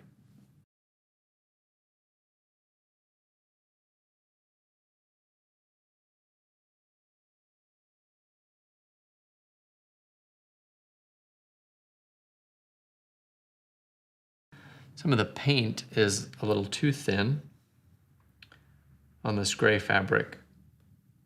So I'm going to beef up the paint body a little bit. That too, especially in the lightest areas, will help it to hold space better. And yes, I am adjusting the value some. It is getting lighter, you can see. But I'm also paying attention to the subtle way that it's lighter here, but as it begins to turn this way and turn away from the light, that light decays. Thinking about it three-dimensionally.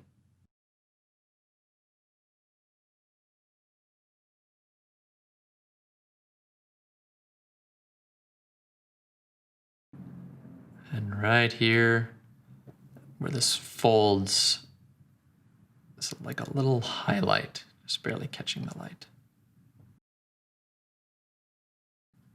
I don't want to miss it.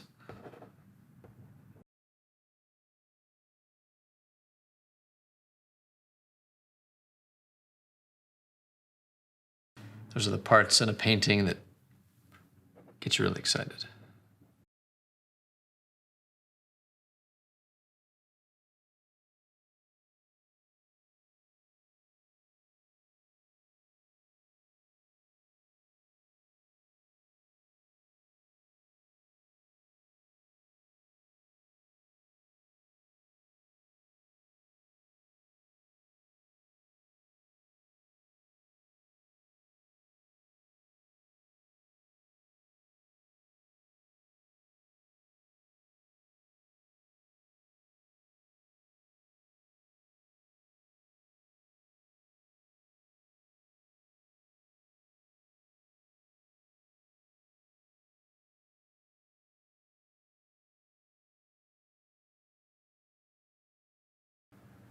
And just making a few drawing adjustments. Some of the shapes that I established earlier weren't quite working, weren't quite right. I know the closer I get to the reality, the better off I'll be. The more likely that it holds space. So I'm just trying to pay attention to some of those things. I know I've said it doesn't matter too much if you're entirely accurate, and that is true too. But the more accurate you are to the important parts, the more successful your fabric's going to look.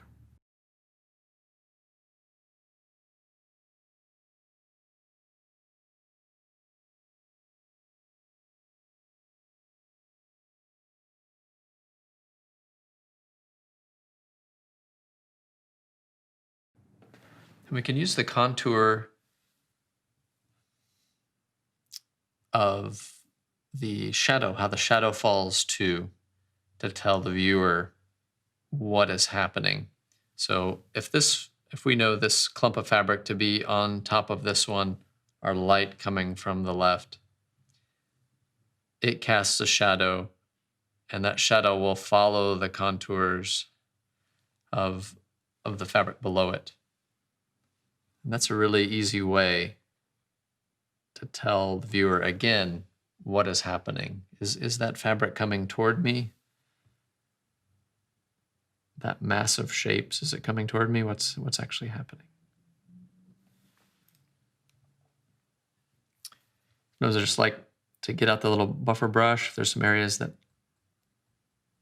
I think just need to be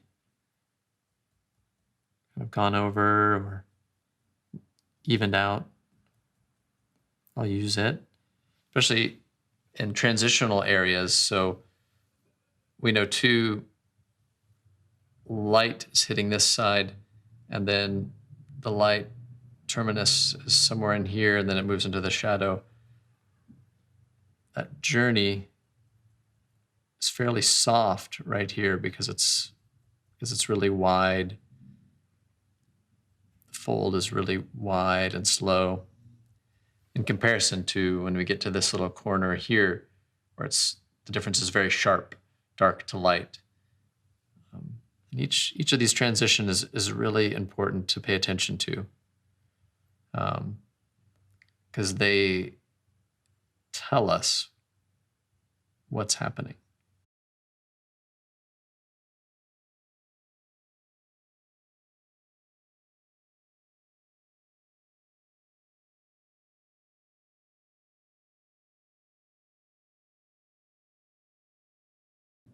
So, I haven't really added much new paint in a while, just using my contour brush to kind of go over some of these areas where the transition needs to be softer, describing it.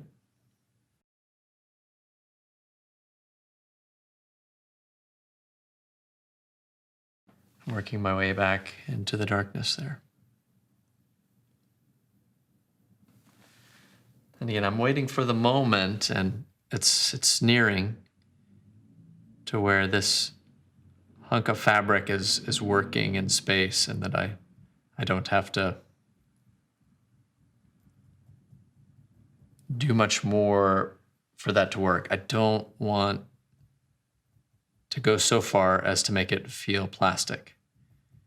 There's a certain point to stop, and that point is usually when it begins working. Just filling in some of the areas that weren't quite painted, those little space stealers.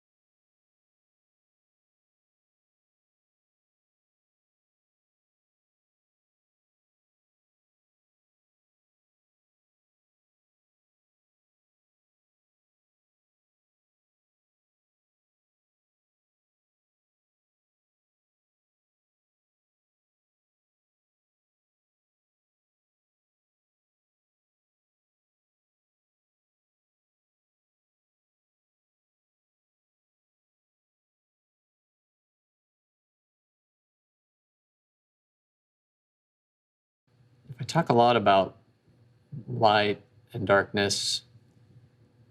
It's because it's the most important part, value being the most valuable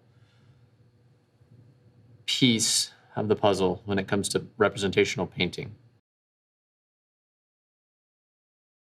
Many artists who are much better than I will say, and I've heard them say, that it's 70%, 70 to 80% of a painting's effectiveness is value alone.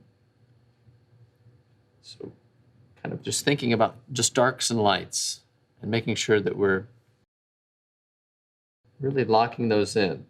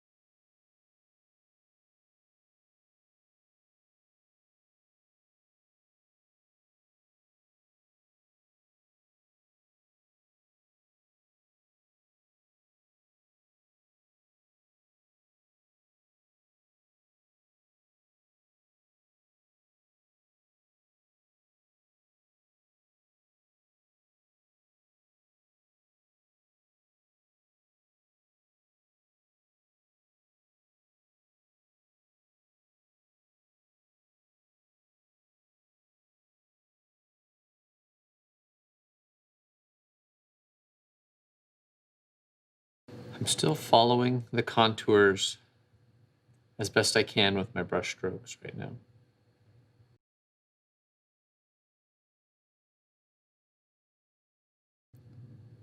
Really keep in mind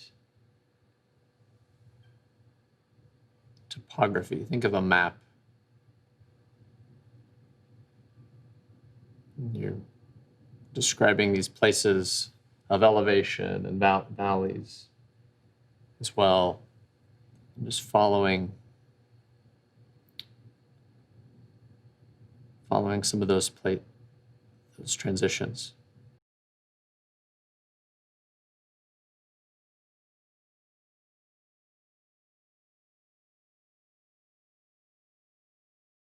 The more you do that, the more successful the drapery.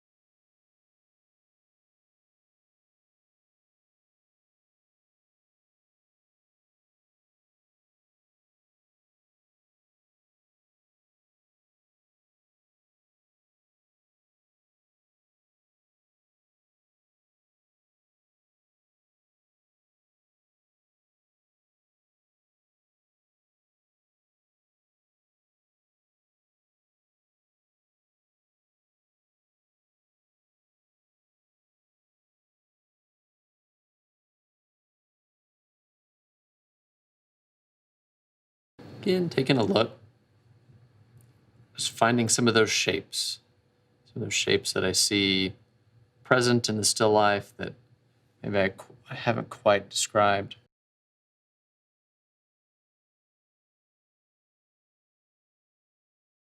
More of those I capture, the more three-dimensional the drapery will look. But my eyes are often very unfocused as I'm looking at it.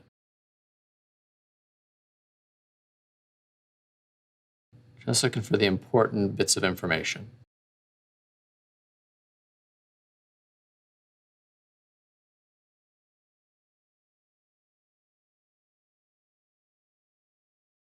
So not only were some of my darks not quite dark enough,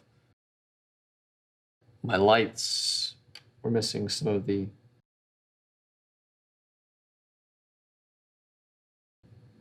chroma and intensity that they deserve to really make the painting pop with regards to light.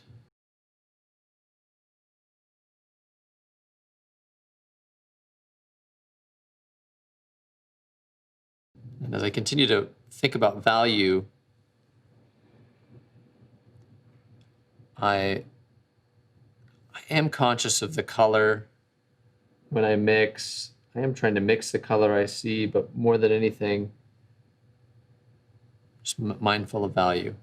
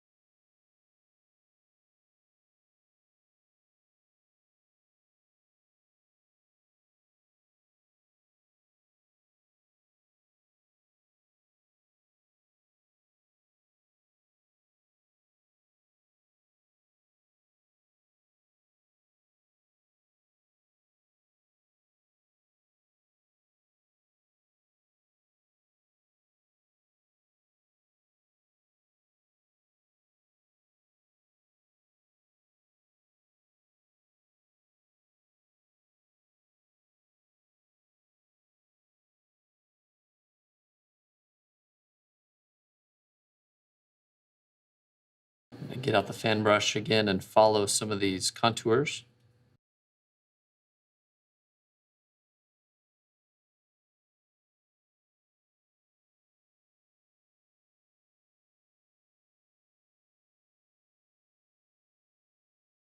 Requires a lot of brush cleaning, otherwise you drag those values back into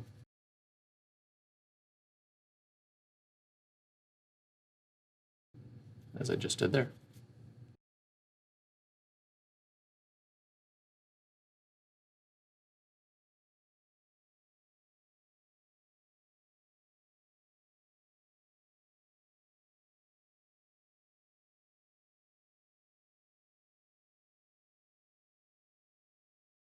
Because I want this cloth to come toward the viewer and really feel like it's sitting on the table, I'm really wrapping around my brush stroke.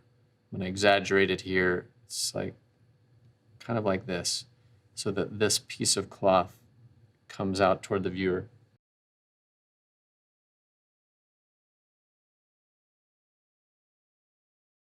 There's actually a method you can use on just about anything, following the contours. That's why it's great to practice with drapery or fabric. Because when you work on, say, the human figure or any other still life, you can still utilize the same technique to help create space. Because whether our eyes pick up on it or not, if we consciously pick up on it, on our eyes or making sense of the space, or seeing these things happen.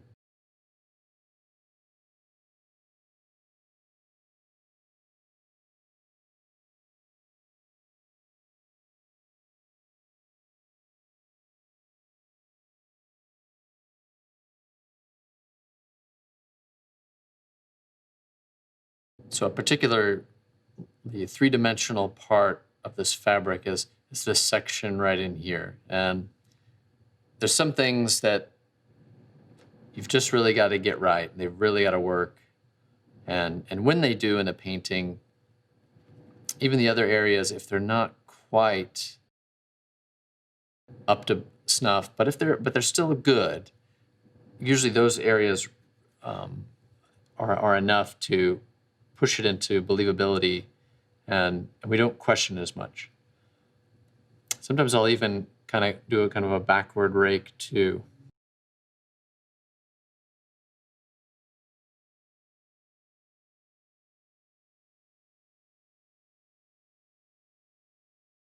And again, I want that to feel like a valley, so I'm kind of moving the brush in like this.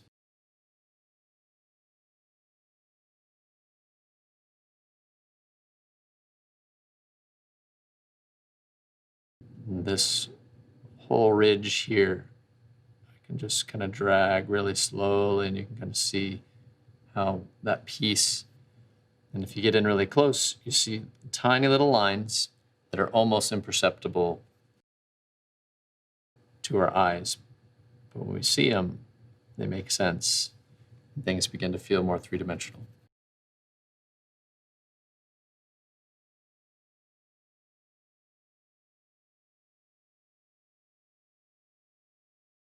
What helps me determine how I'm going to kind of drag the brush is, do I feel like I have a little more paint, or do I want the light to carry over a little farther, or would I like to bring the shadow back up?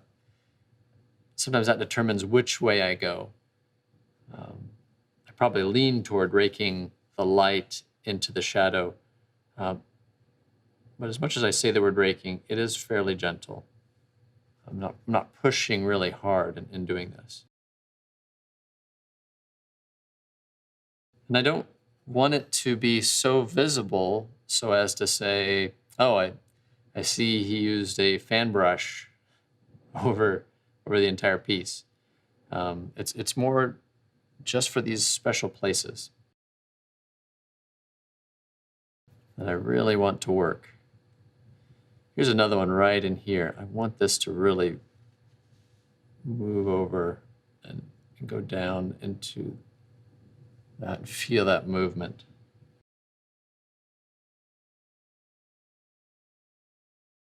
follow some of those values.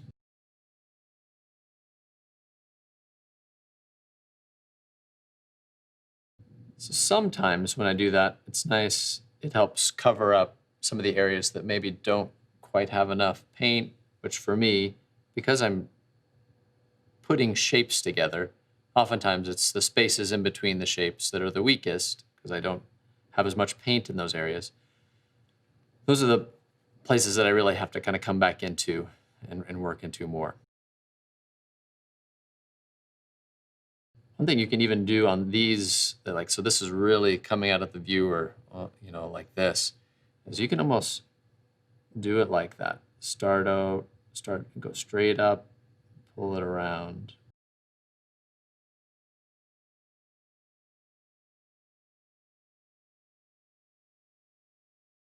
Do the same again right here.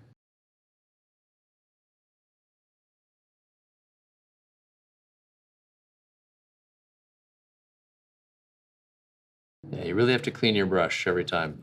I get impatient and I want to just put the brush back down again. And if you don't, and as you can see, I'm using very much a dry brush technique. Like I said, I don't clean my brushes in mineral spirits in between. Call me weird, but I will tell you why in another video.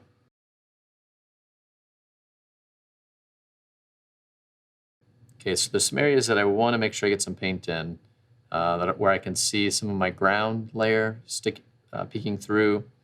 So I'm just going to jump around and address those areas and see where we're at.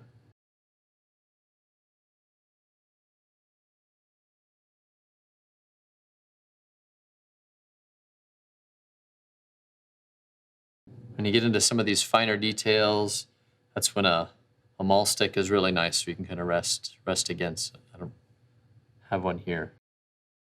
So just resting my hand right against the canvas here. Alternatively, I like to use my pinky 2 times when I have the room.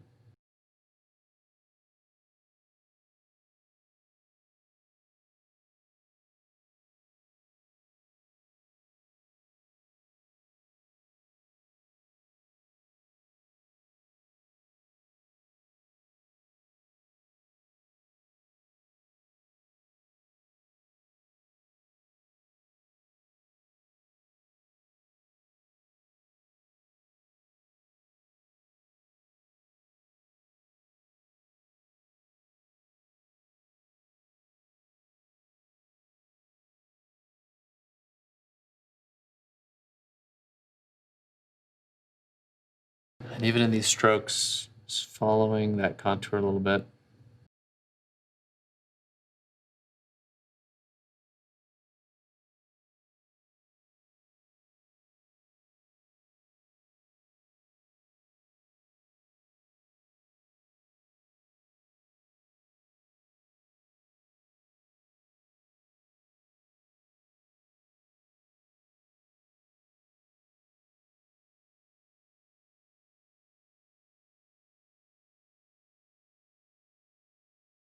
So I want to take a little bit more time in this area.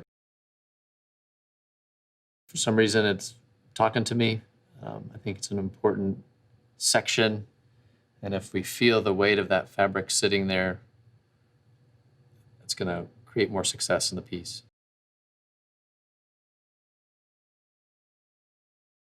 So deep, deep dark back in here, and I think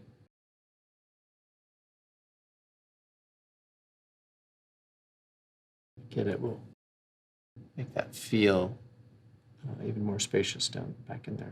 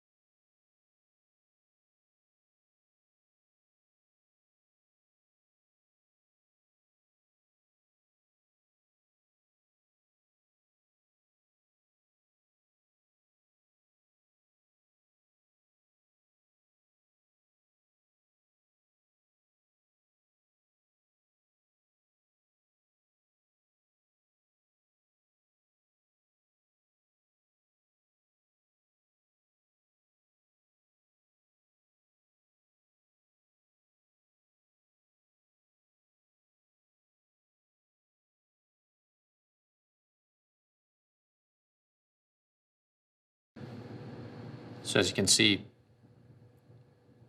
it's just described, the light is hitting this plane here, and that's the top of the curve. But then it's also hitting the valley in the deep area of the curve. So the curve's up, so we're going to see a light highlight there, as well as when we bump to the top of the curve, a highlight there as well. Paying attention to those, getting those right, really makes a big difference in your paintings of cloth and folds.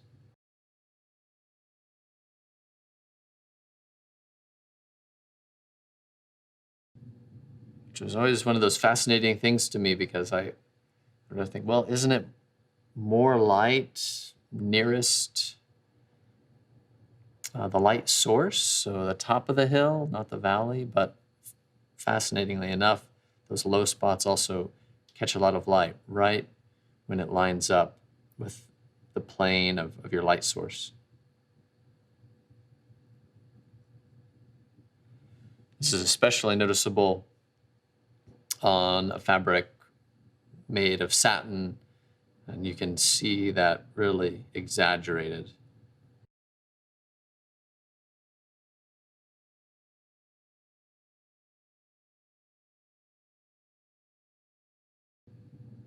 These are primarily cotton.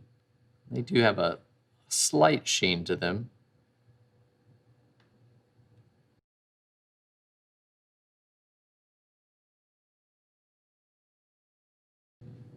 I'm still moving around, looking for areas that don't quite work for me yet. Figure out what I want to do. Sometimes make some adjustments that I'm not terribly happy with. Again, that's okay. Because you can always go back in.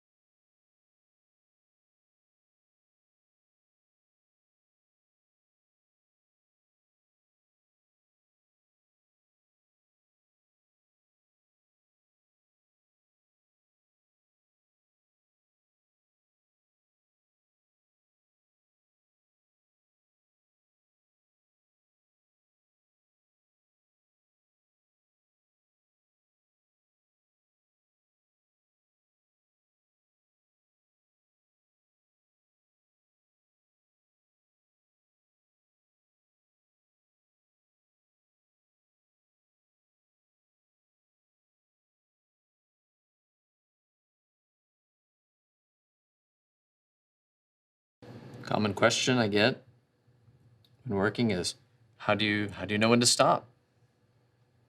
And for me, I'm always looking for areas that are working. If I see spatially that things are sitting there, that they look good, then I'm just waiting for that to happen a lot of times. My eyes roving, and just trying to find those little bits that need just a tad more attention.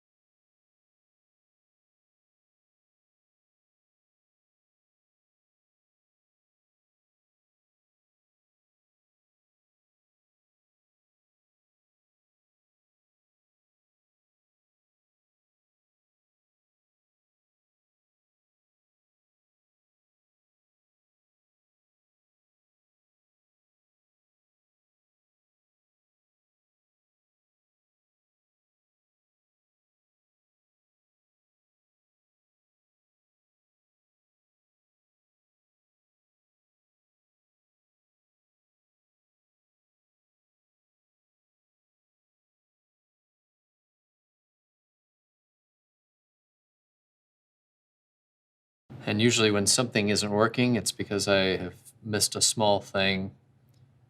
I've just missed carrying this shadow all the way to the edge of the table. And so when I add that, I expect to see it working more than ever.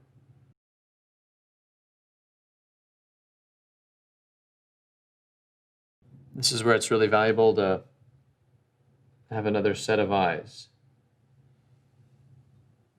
And if you don't have that extra person around or near you in the studio, then I'd recommend the use of a hand mirror. Simple hand mirror can do quite a bit to just have you kind of look back, look at it again, look at it fresh, see the problems it has, because the mirror will not lie to you.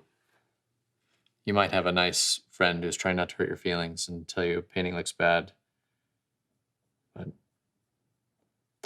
an enemy multiplies kisses. Wounds from a friend can be trusted, it is said. So it's good to have good feedback. I almost always, at the end of a piece, have my wife come in and take a look. I just ask her, what bothers you about this? And she'll give me a few pointers and I can go back in and make those adjustments. So invaluable.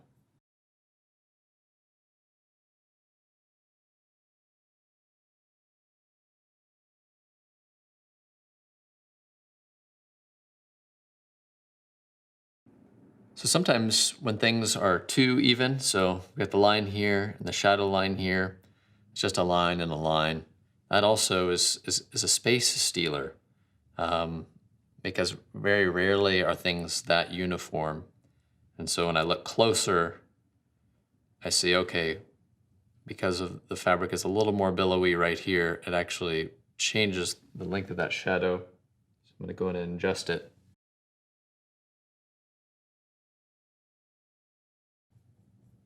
Take it just a little farther, and that changes quite a bit.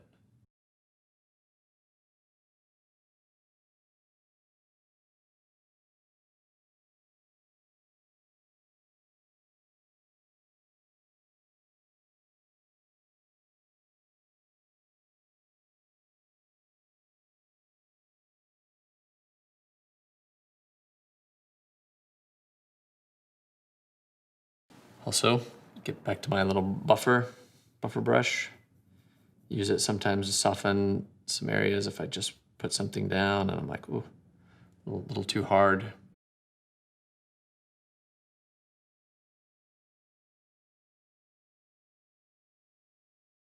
I use the buffer brush in the same way as I use the fan brush. In some ways, I almost like it a little better because I can come back over it and just knocking down some of those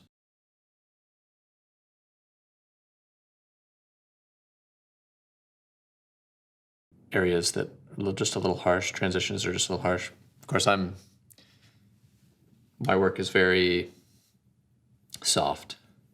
It's an aesthetic that I like.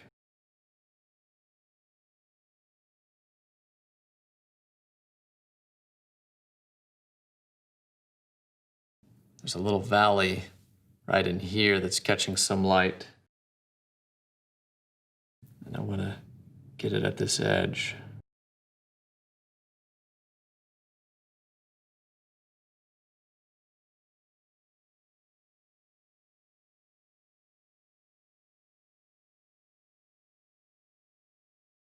See if that fold feels like it's really going in and coming back out.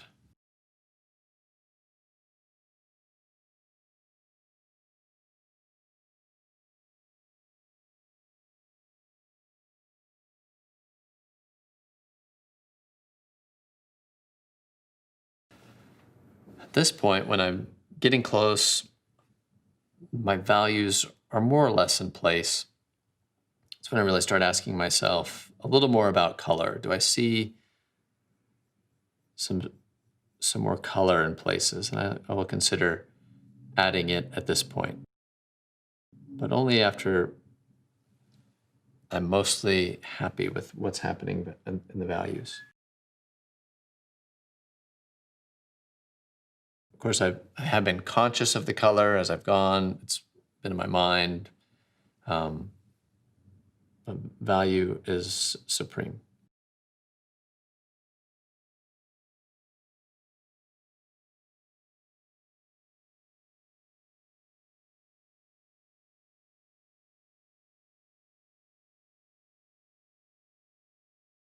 Okay, we're now getting to the place where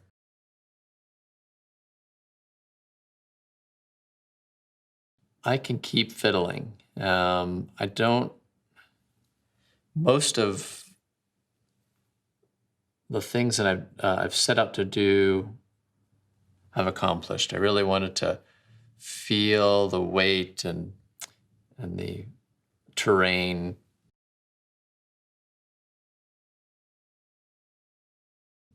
And now, so I just start looking, trying to find a few more things that might help it look just a little better.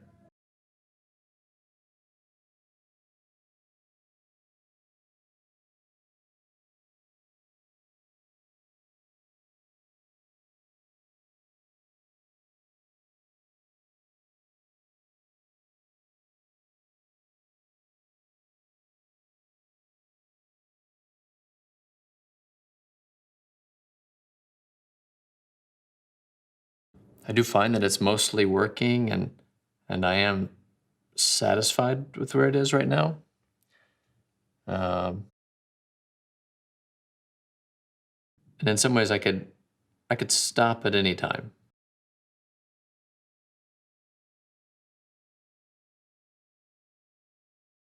But I'll give it just a little more, because there's some things I see that I've missed here and there. But on the whole, it's working.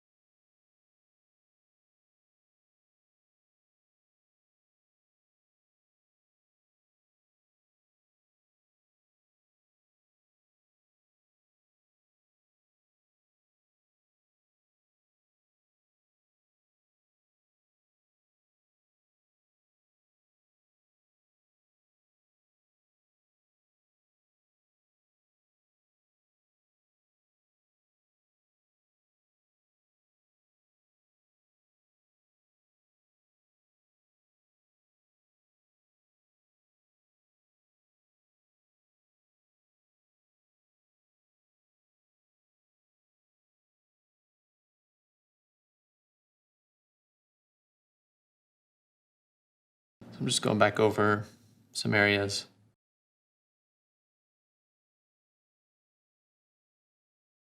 I see a little bit of paint, that ground layer. I don't want it showing too much through. I don't mind that it shows some. And I feel like that's another unifying piece if it shows through at times. Just a tad. But I don't want any blatant areas that are uncovered.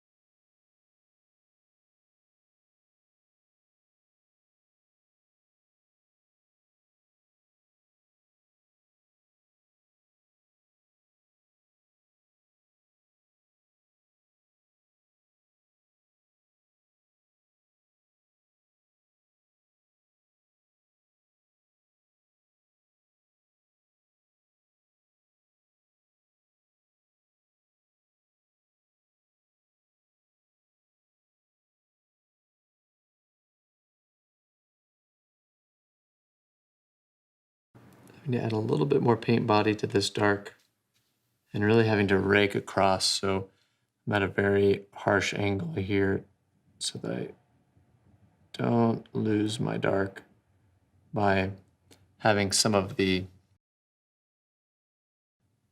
ground layer peek through. So this is a really kind of harsh angle I'm taking it as at.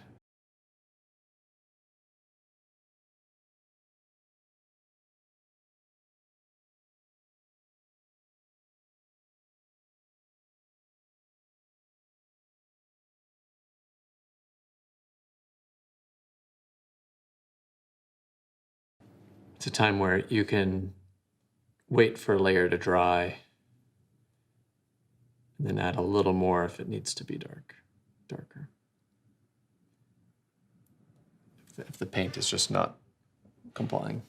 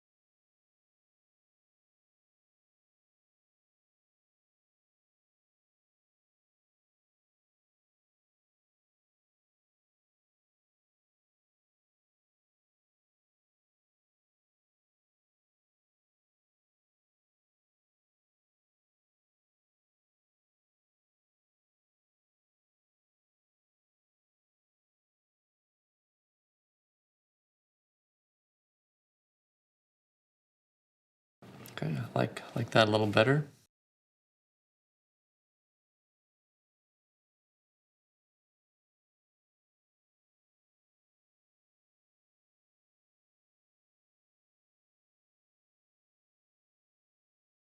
Just really trying to take a critical look. Decide if I really want to call it.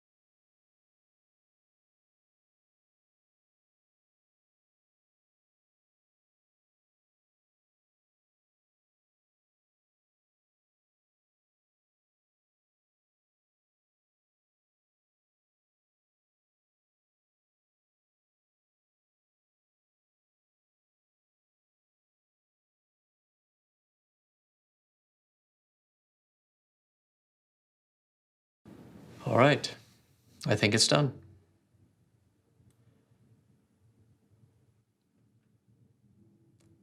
I kind of nudge my head to the side. I'll lean back a little bit. Another great thing to do, just not easy to do in a video, is to take a few steps back, look at it from a distance, and and see again, are the major values in place? Are things sitting? Are they working? And then making a decision whether it's done or not. I think I'm going to call it. So thanks for watching.